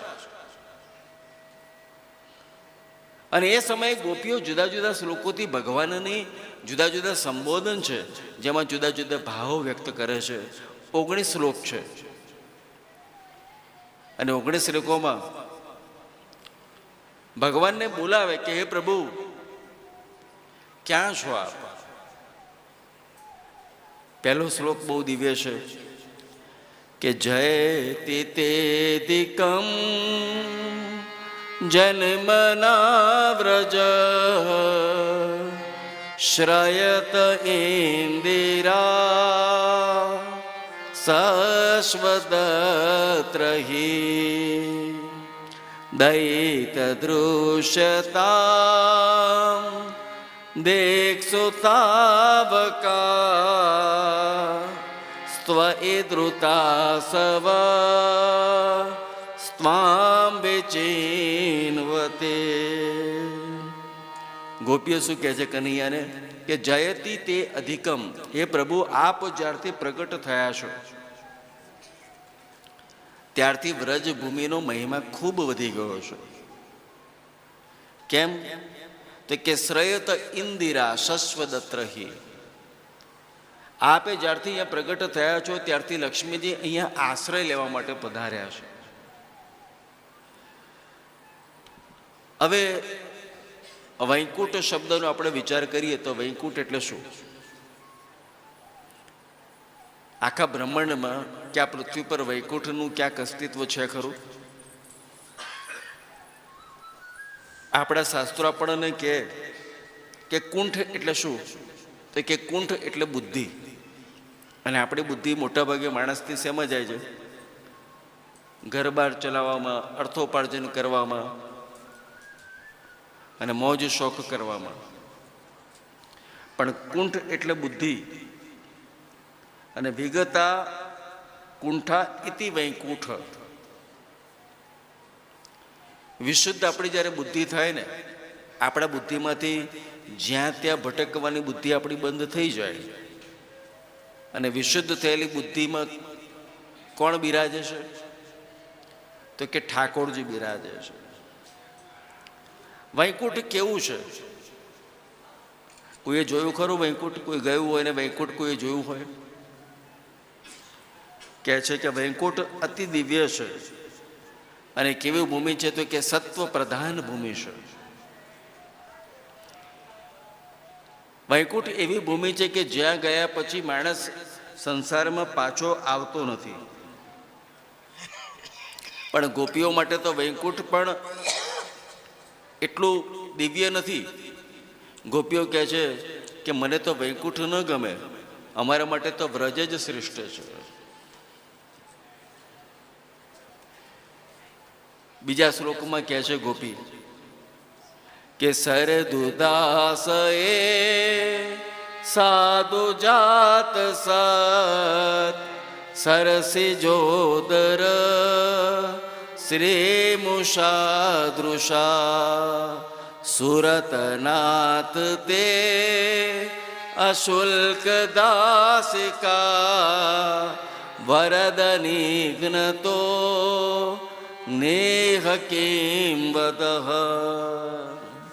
સરદુદાસે સાધુ જાત સત. હે કનૈયા, અમે કેવા છે? તો કે તારા દાસી છે. તારા અને કેવા દાસી છે? તો કે તું બીજા નોકર ચાકર રાખે તો એના માટે તો તારે શુલ્ક ચૂકવવું પડે, પણ અમે તારા કેવા દાસી છે? તો કે અશુલ્ક દાસિકા છે, જેના માટે તારે કોઈ પણ પ્રકારની કિંમત ચૂકવવી પડતી નથી. એક શ્લોકમાં કહે છે, 19 શ્લોક છે, ચોપડીઓ આપણે સરસ મજાની કાઢીએ પણ તો પછી કલાકો લાગે. એક લઈએ બીજો. તવ કથામૃતમ તપ્ત જીવનમ કવિ બિરીડિતમ કલ્મષાપહમ શ્રવણ મંગલમ શ્રીમદાતતમ ભુવિ ગૃણંતિ તે ભૂરિદા જનઃ. તવ કથામૃતમ તપ્ત જીવનમ. જો ભગવાનની જે કથા, જે ભગવાનની જે લીલાના જે ગુણગાન કરે છે એ કેવી રીતે, તો કે જો 3 પ્રકારના તાપથી મુક્ત કરે છે. કેવા કેવા, તો કે શરીર સંબંધી, દૈવ સંબંધી, અને ત્રીજું આધ્યાત્મિક જે તાપ છે. એ પ્રભુ આપની કથા કેવી છે, તો કે આપની કથા 3 પ્રકારના તાપમાંથી મુક્ત કરાવવા વાળી છે. તો સુખદેવજી મહારાજે પરીક્ષિત રાજાને આ કથા સંભળાવી અને કહે છે કે મધ્યરાત્રિએ ઠાકોરજી પાછા મંડળમાં હાજર થયા. જો ઠાકોરજી ક્યાંય અદ્રશ્ય નહોતા થયા. કહે છે કે લેંગો ને ફળીઓ બધું પહેરીને ઠાકોરજી ક્યાં હતા, તો કે ઠાકોરજી ત્યાં ત્યાં જ હતા પણ પાછા હાજર થયા અને દિવ્ય રાસ રમાયો છે. અહીંયા રાસલીલાની જે રાસ પંચાયત થઈ, ક્યારેક કથાને જો પ્રેમથી સાંભળીએ તો એનો વિસ્તાર થાય. સૌ વ્રજવાસીઓને ઠાકોરજી અતિશય આનંદ આપે છે.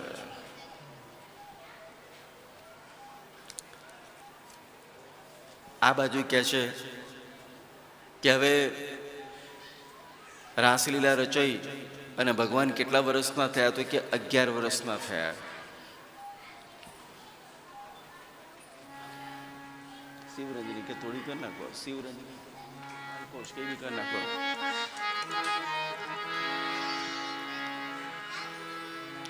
હવે કનૈયો 11 વર્ષ અને 52 દિવસનો થયો.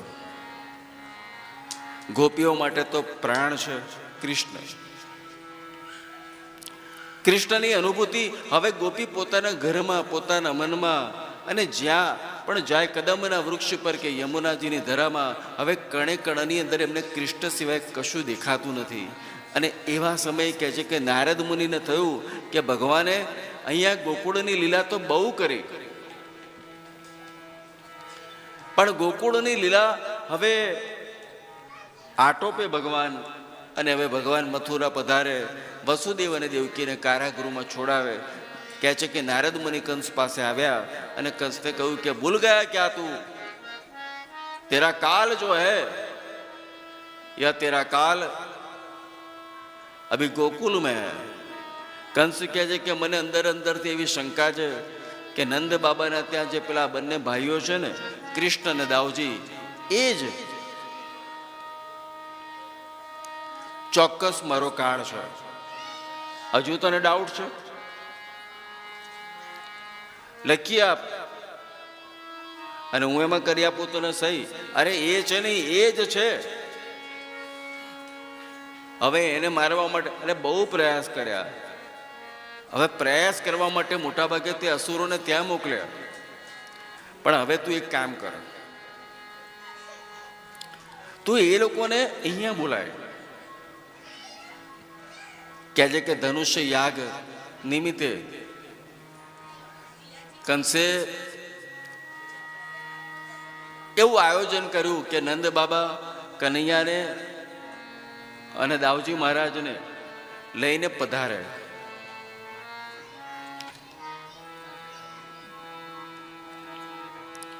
અક્રૂરજી મહારાજને બોલાવવામાં આવ્યા અને અક્રૂરજી મહારાજને જ્યારે બોલાવવામાં આવ્યા, અક્રૂરજી મહારાજ કહે છે કે બોલો. કંસ કહે છે કે આપ જાઓ વ્રજમાં અને વ્રજમાં જઈને નંદ બાબાને ત્યાં નિમંત્રણ પાઠવવાનું છે અને નિમંત્રણ પાઠવીને એમને કહેજો કે ગોકુળ પધારે.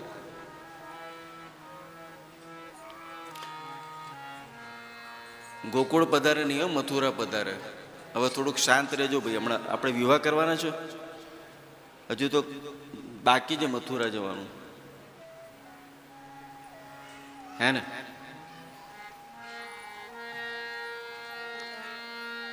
બેસી જાઓ બેટા, હા બેસી જાઓ. હા,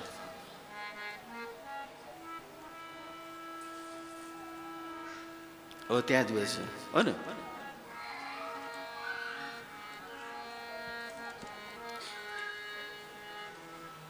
અક્રૂરજી મહારાજને કહ્યું કે કંઈ પણ રીતે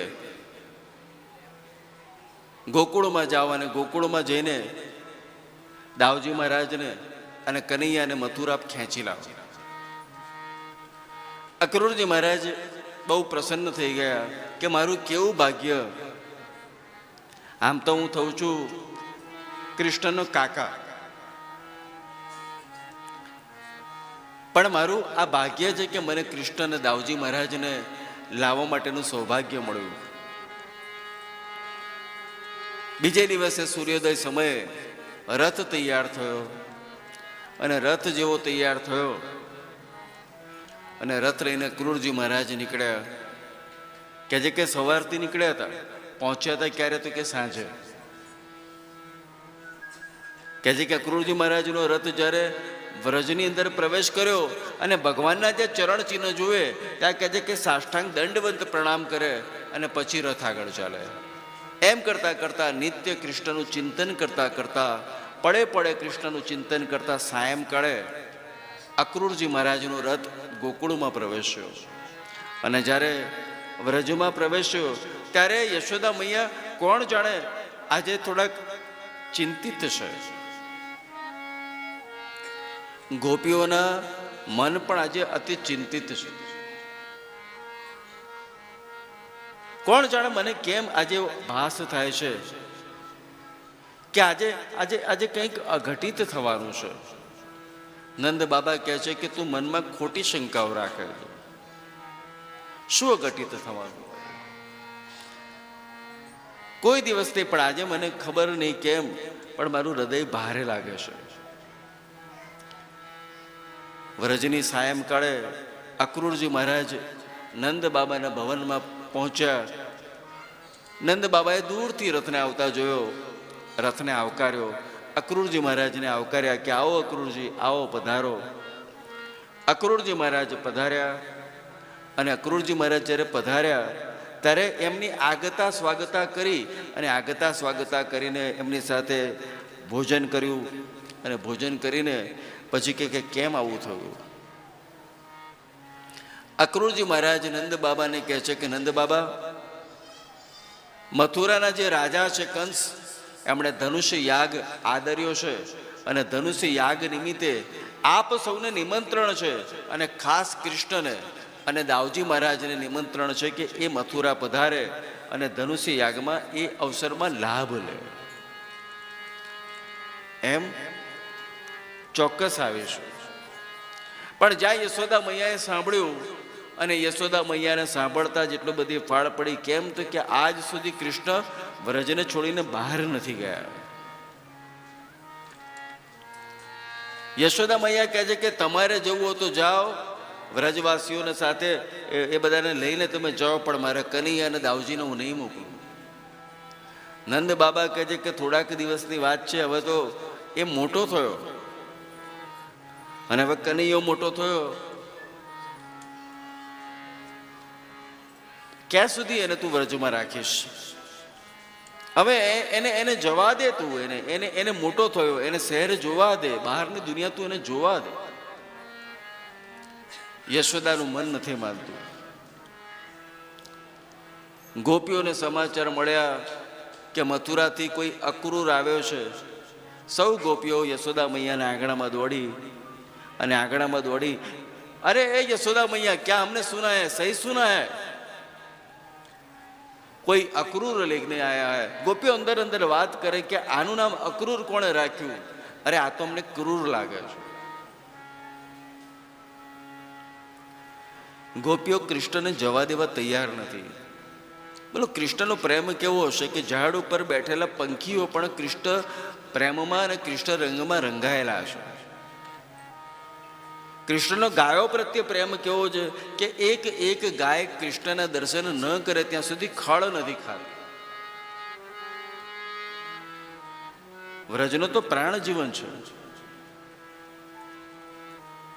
રાત્રિના સમયે આજે યશોદા કનૈયાને બહુ પ્રેમથી વાળું પાણી ખવડાવતા, રોટલો અને માખણ ખવડાવે કે બેટા લે.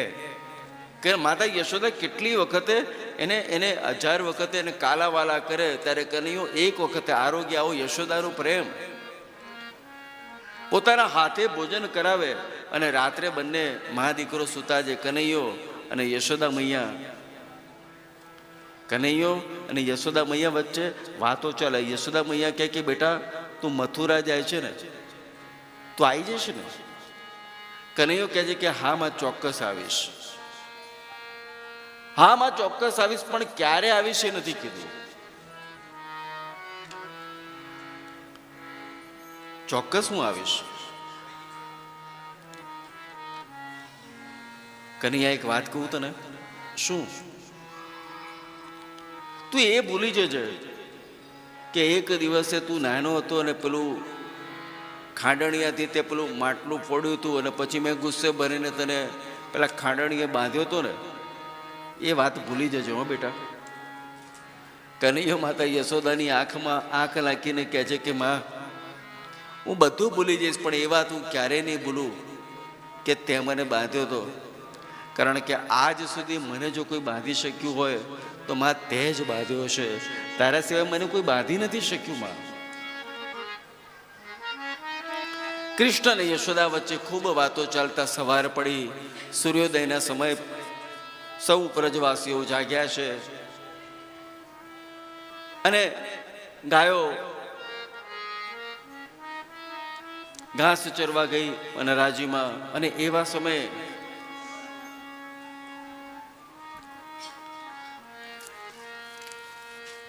અક્રૂરજી મહારાજનો રથ તૈયાર થયો. કહે છે કે નંદ બાબા, કનૈયો અને દાઉજી મહારાજ એ રથમાં સવાર થયા. અને સવાર થયા અને એ સમયે રથ આગળ એક તસુભર પણ નથી ચાલતો. કેમ? તો કે ગોપીઓ વચ્ચે રસ્તામાં આડી પડીને સૂઈ જાય છે. આ રથને મેં મથુરા નહીં જવા દે. કૃષ્ણ રથમાંથી ઉતરીને એક ગોપીને સમજાવે છે અને સમજાવતા સમજાવતા થોડોક રથ ચાલે ત્યાં કેટલીક ગોપીઓ સૂઈ જાય. એમ કરતા કરતા રથ થોડોક આગળ ચાલે.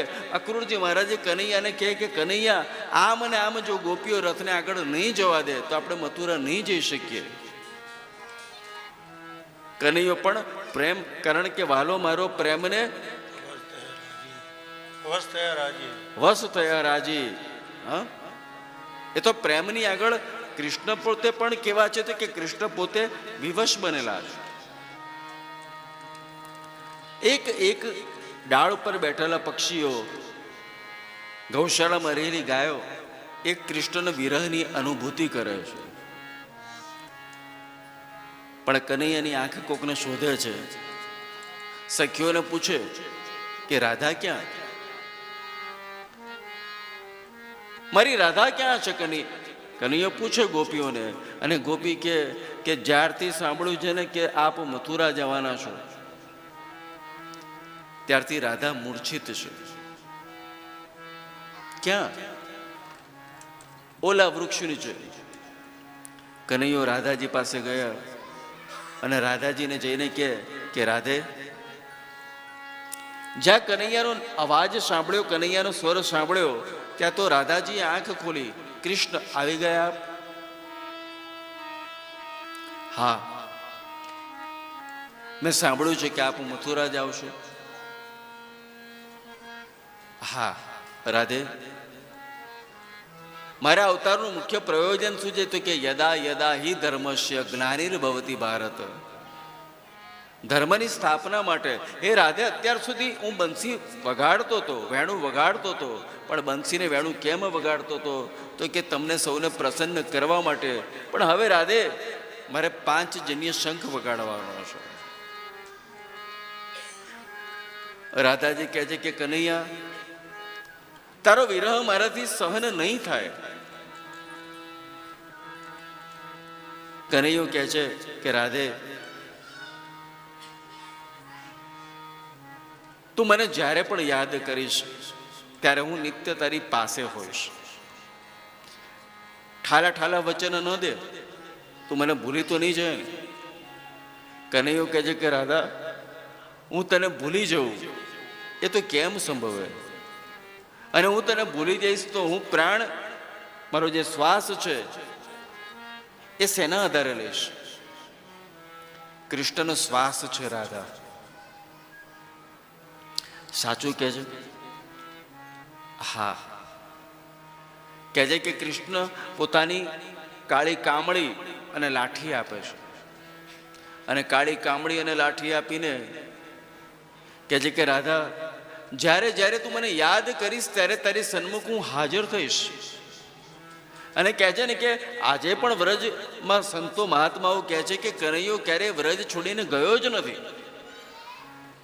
પોતાનું એક સ્વરૂપ અહીંયા નિત્ય બિરાજિત છે.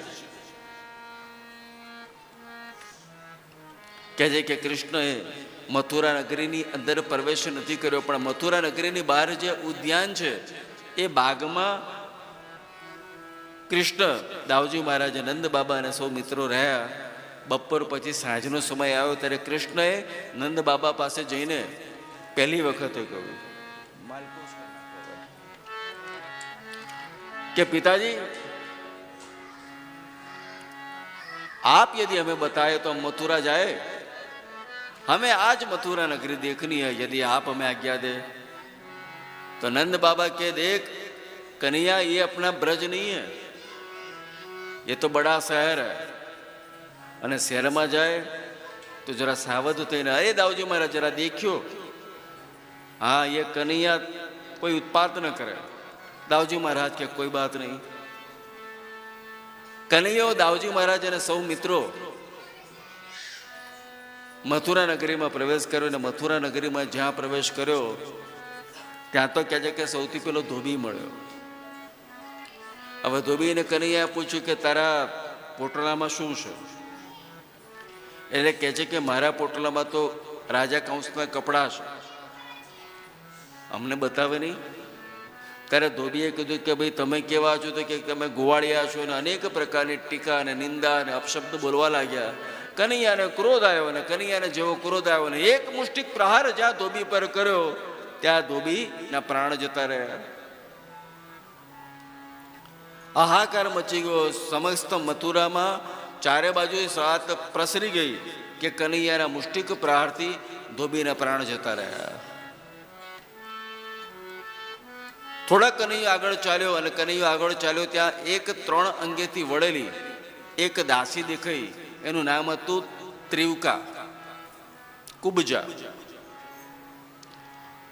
રંગે છે કુબજા કાળી, અને કાળા તમે વનમાળી. એટલે કનૈયો વળી પાછી કુબજાને પૂછે કે તું કોણ હે સુંદરી? હવે બિચારી 3 અંગેથી વળી ગયેલી, અને એને કીધું કે સુંદરી, અત્યાર સુધી બધા એને શું કહેતા હતા? છછુંદરી. પણ સુંદરી કીધું એટલે લોકો એને વિચારમાં પડે કે મને સુંદરી કહેવા વાળું કોણ? જોયું તો કનૈયો સરસ મજાનું મુરલી મનોહરનું સ્વરૂપ જોયું. માકડિયા વાળ હતા, અને એ વાળ જોઈને ત્રિવકા બહુ પ્રસન્ન બની. કે શું કરે છે કનૈયો? કે હું ચતુસમ લેપ, 4 પ્રકારના સરખા ભાગે જે વાટેલા લેપ છે એને લઈને કંસ માટે જઉં છું, અને કંસ માટે જઈને એને હું લેપ લગાડું છું. એમ આજે મને તું ન આપે? કનૈયાનું મુખારવિંદ જોઈને ત્રિવકાને કૃષ્ણ પ્રત્યે પ્રેમ થયો, અને જેવો કૃષ્ણ પ્રત્યે પ્રેમ થયો તો એ લેપ આપ્યો. કનૈયો કહે છે કે આજે તે મારા શરીરને કેવું કર્યું છે? તો કે શીતળ કર્યું છે. તું એનું ફળ પણ તને હું આપીશ. કહે છે કે કુબજાના હાથને પકડ્યો, અને હાથના પકડીને કમરને જ્યાં ઠેસો માર્યો ત્યાં તો 3 અંગથી જે વળેલી કુબજા હતી એ 3 અંગેથી વળેલી કુબજા કેવી થઈ ગઈ? સીધી. તો સુંદરી બની ગઈ. મથુરામાં જેવા પ્રવેશ્યા ત્યાં તો 2 ચમત્કાર જોયા, અને 2 ચમત્કાર જોયા એટલે સમસ્ત પ્રજાજનોને થયું કે આજે ચોક્કસ કંસને મારવા માટે હવે અહીંયા આગળ આવી ચૂક્યો છે. આ એ કનૈયો કંસનો કાળ. સૌ રાજી થઈ ગયા. વાણિયાઓને તો ખબર પડી ગઈ. વાણિયાઓને થયું કે આજ નહીં તો કાલ ચોક્કસ આ શું બનશે? તો કે રાજા બનશે. એટલે બધાએ આવકાર્યા કે આઈએ આઈએ, પધારીએ પધારીએ, એ દુકાન આપી કી હે. એવા વખાણ કરી કરીને બોલાવે. પાનના બેડા આપે. પાન ખાઓ પ્રભુ, દૂધ પીઓ. કેસર પિસ્તા બધા મળું દૂધ આપે, પણ પાછું ઘરાક આવે એટલે ભગવાનને પડતા મૂકીને પછી ઘરાકને પડે. એમ કરતા કરતા કહે છે કે કૃષ્ણ દાઉજી મહારાજ અને એમના મિત્રો સૌ જ્યાં ધનુષ યાગ થતો હતો ત્યાં ધનુષ યાગ પાસે પહોંચ્યા. સિપાહીઓ ચોકીદારી કરે છે. કનૈયો જઈને પૂછે કે અરે ये धनुष है, ये बहुत बड़ा है. તો બધા દ્વારપાળો જે હતા, ચોકીદાર હતા, એની સામું જોયે અને ચોકીદારો સામું જોઈને કે મોટું તો છે, કેમ તારે ઉચકવું છે? એટલે બીજો કે ભાઈ આનું શરીર તો તું જો અને આ ધનુષ્યનું બળ જો. કનૈયાએ ધનુષ્યના હાથમાં પકડ્યું અને એની પણછને ખેંચીને એને તોડ્યું. હાહાકાર મચી ગયો ચારે બાજુ. કંસ ગભરાયો કે ધનુષ્યનો ભંગ થયો, હવે મારું મૃત્યુ નિશ્ચિત છે. મેં આગળ પણ કથામાં કહ્યું કે જેણે 12 વર્ષ સુધી જે નિત્ય સ્મરણ કરે ને, ભગવાન કહે છે કે એની પર હું કૃપા કરી દઉં છું. ઠાકોરજીનો જન્મ થયો ત્યારે 12મા વર્ષમાં આવ્યા, પણ કંસ પડે પડે કૃષ્ણનું ચિંતન કરતો હતો કે કૃષ્ણ મારો કાળ છે, કૃષ્ણ મારો કાળ છે, કૃષ્ણ મારો કાળ છે.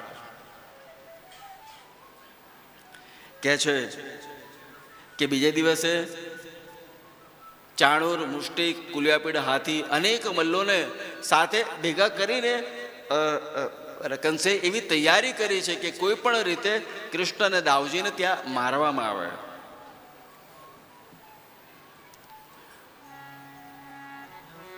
મલ્લોએ કહ્યું કે જરાય ચિંતા ન કરતા, અમે પ્રેઝન્ટ, ડોન્ટ વરી.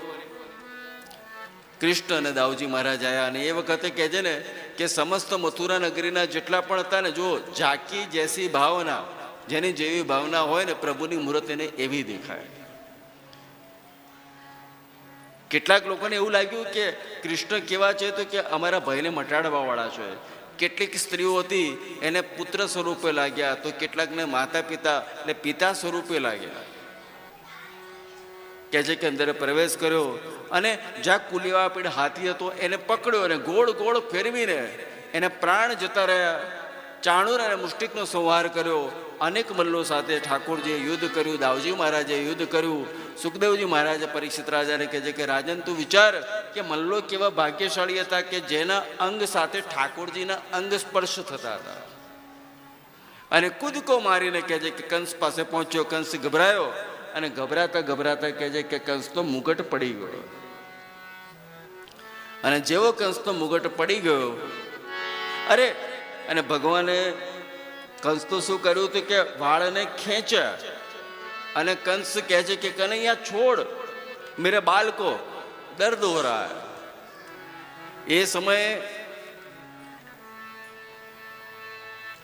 કૃષ્ણ કહે છે કે મામા, આજે તમને ખબર પડી ને કે વાળ ખેંચવાથી દર્દ પણ થાય છે. આપે મારી માના વાળ પણ ક્યારેક ખેંચ્યા હશે.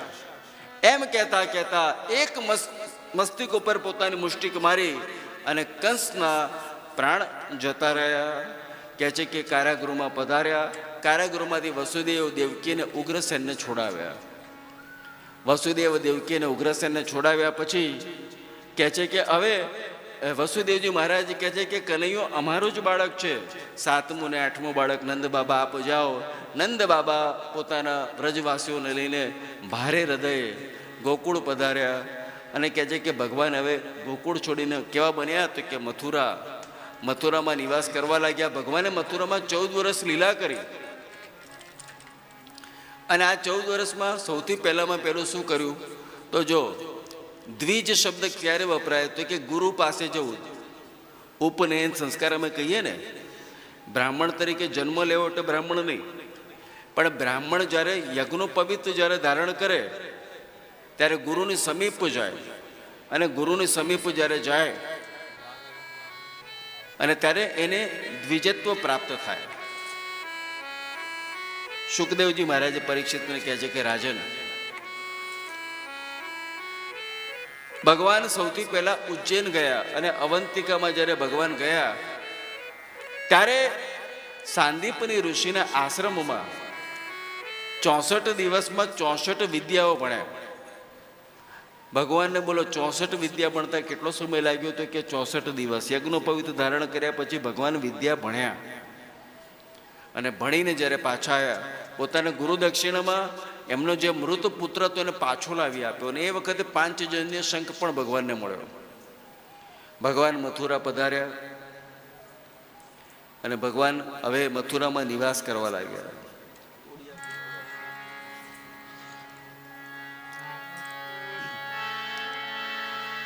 એક વખત ભગવાનનો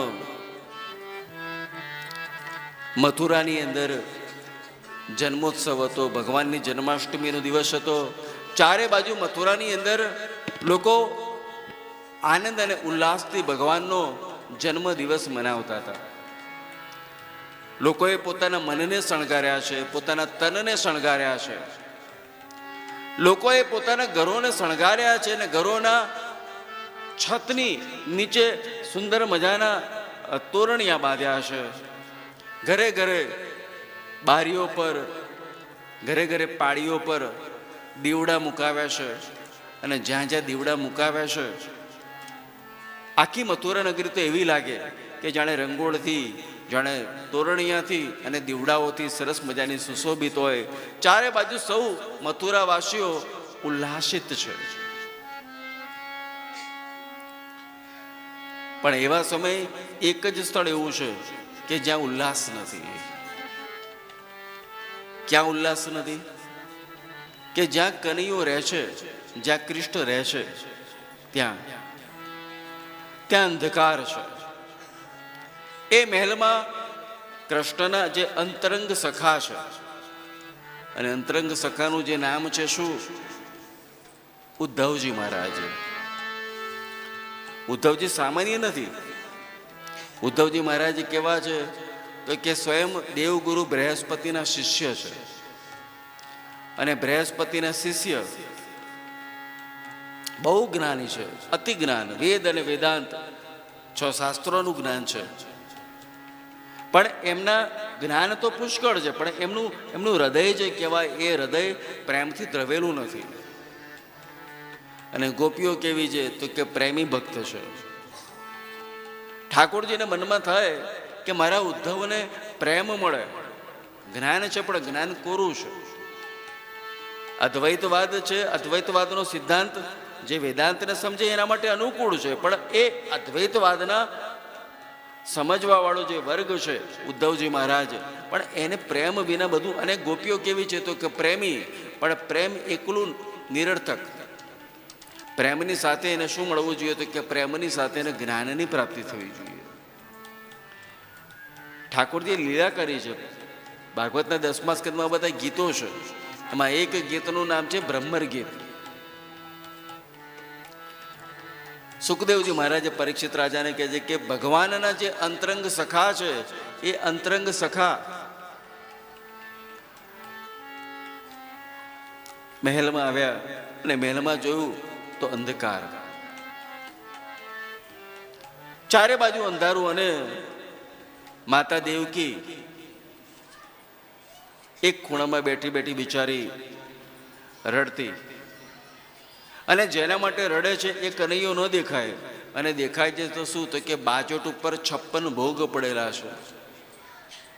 એની બિલકુલ બાજોટ ઉપર બહાર એક દોનાની અંદર માખણ છે, મિશ્રી છે, પણ એને ખાવા વાળો નથી દેખાતો.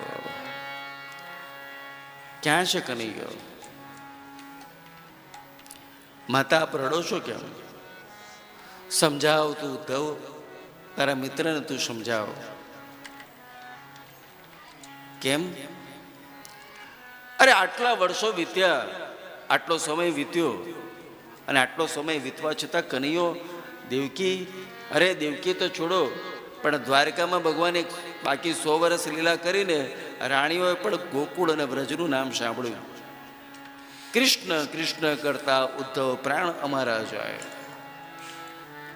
કનૈયાથી આ વ્રજ વિસરાતું કેમ નથી? ઉદ્ધવ મોહે બ્રજ વિસરત નાહી. કનૈયો ઉદ્ધવને કહે છે કે મારાથી વ્રજ નથી વિસરાતું. તને શું કહું? ઉદ્ધવ,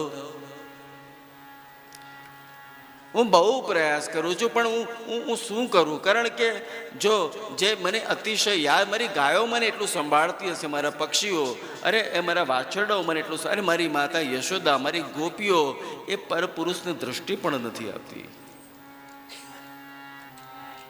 નિત્ય મને યાદ કરે છે ઉદ્ધવ. હવે એ લોકો મને એટલું યાદ કરે, પરિણામે મારું મન પણ એમનામાં ખેંચાય છે. તો જઈ આવો ને પ્રભુ આપ એકવાર ત્યાં.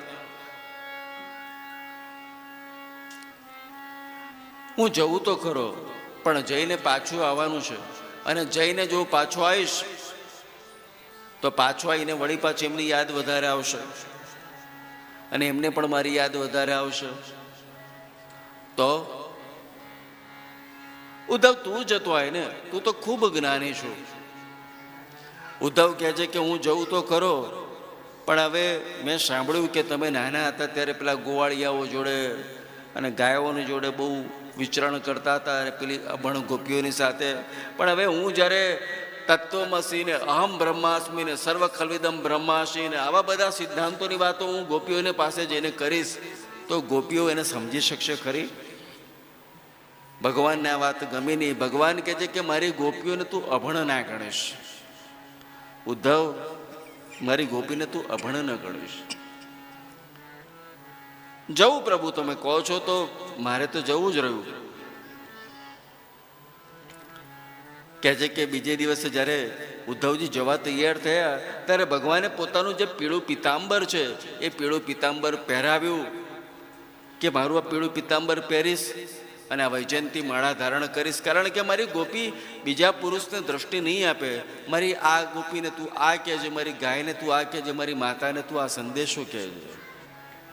ઉદ્ધવજી મહારાજ કહે છે ચિંતા ન કરીશ, હું એ લોકોને સમજાવીને પાછો આવીશ. અને ઉદ્ધવજી મહારાજ ગયા. અને એ વાત કદાચ કથામાં સમજીએ તો ક્યારેક ક્યારેક વિસ્તાર પણ અમે બહુ કરીએ છીએ, સરસ મજાનો. પણ હવે અહીંયા સમયની અવધિ, અને રૂક્ષ્મણીજી બિચારા ક્યારના રાહ જુએ છે વિદર્ભમાં, તો અહીંયા એને ખાલી આપણે ભજનમાં સમજીએ થોડુંક જરા, બહુ પ્રેમથી, અને એના શબ્દોને અને બાપુને થોડુંક સમજાવવાની પણ અનુમતિ છે. એટલે એને થોડુંક સમજાવતા જેને ભાવ હશે લોકો સમજી શકશે ભજનની મજા. એમાં કેવું છે કે ઉદ્ધવજીને એના જ્ઞાનનું અભિમાન હતું. એને મનોમન વિચાર કર્યો કે આ વિશ્વમાં મારા સિવાય બીજું કોઈ જ્ઞાની છે નહીં, અને મને કોઈ જ્ઞાનની બાજુમાં જીતી શકે તેમ. આની ખબર કૃષ્ણને પડી કે બીજા બધા તો ગર્વ કરે એ વસ્તુ જુદી છે, પણ મારો ભક્ત છે, મારા હૃદયમાં વસેલો છે, ને એ અભિમાન કરે એ ખોટું પડે. કારણ કે પોતાનો ભક્ત આવું અભિમાન કરે તો ભગવાનને બહુ દુઃખ થાય. ગંગા સતીએ કીધું છે ને, હું અને મારું એ તો મનનું કારણ છે, પણ એ મન જ્યારે મરી જાય, હું પણ વ્યૂ જાય એટલે ઈશ્વર બિલકુલ સમીપ જ છે. એમાં આ વાત કરી મહારાજશ્રીએ કે ઉદ્ધવજી વૃંદાવનમાં જાય છે ગોકુળમાં, અને ત્યાં દ્રશ્ય કેવું જોવે છે. जिनके नैना मत वाले बाल घुंघर वाले हैं, बोल प्यारे प्यारे हैं, नाम बनवारी गए, वही मेरा श्याम है, वही मेरा શ્યામ. આનું દ્રષ્ટાંત આપ્યું કે કેવો કનૈયો લાગે. પણ હવે શરૂઆત થાય છે. પહેલાં તો કૃષ્ણે બોલાવ્યા ઉદ્ધવજીને. એક દિન કહા ઘનશ્याम ने उद्धव को जरा वृंदावन को जाना, वहाँ की गोपियों को ज्ञान का कुछ तत्व बतलाना, क्योंकि विरह की वेदना में वो सदा बेचैन रहती है, तड़पती आह भरती है, सदा रो रो के कहती है कि वही मेरा श्याम है, वही मेरा श्याम है. बढ़कर कहा उद्धव ने के मैं अभी जाता हूँ वृंदावन, वहाँ जाके देखता हूँ कैसा कठिन है अनुराग का बंधन है, कौन सी वो गोपियाँ जो ज्ञान बल को कम बतलाती है, और निरर्थक लोक लीला में सदा ये गुणगान गाती है कि वही मेरा श्याम है, वही मेरा श्याम है, वही मेरा। चला मथुरा से जब कुछ दूर, वृंदावन निकट आया, वहां की प्रेम नगरी ने अनूठा रंग दिखलाया।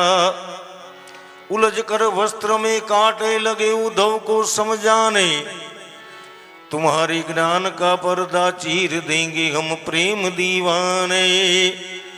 बिकट झुक झुक कर कह रहे थे, इधर आओ इधर आओ, और पपीहा कह रहा था, पी कहाँ है कोई तो बतलाओ।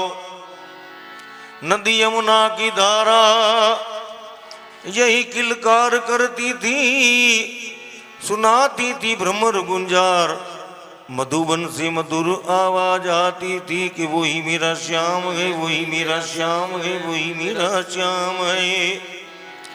बढ़कर पहुंचे उद्धव जिस जगह था गोपियों का मंडल, वहां वायु थी धीमी, पृथ्वी शांत और व्योम था निर्मल। सहस्त्र सखियों के बीच खड़ी थी राधिका रानी, सभी के मुख से रह रह कर निकलती थी वही बानी कि वही मेरा श्याम है, वही मेरा श्याम है, वही मेरा श्याम है। आया मुलाकात થઈ ગઈ, પછી એને અભિમાન આવી ગયું, પાછું અજાણ્યો માણસ રસ્તો ભૂલી ગયો હોય ત્યારે હનુમાન ચાલીસા બોલતો હોય, કારણ કે એકલો પડી ગયો ને ચારે બાજુ વગડો હોય, પણ જ્યાં સ્થળે પહોંચી ગયો ને પછી પાવરમાં આવી ગયા। શું કીધું?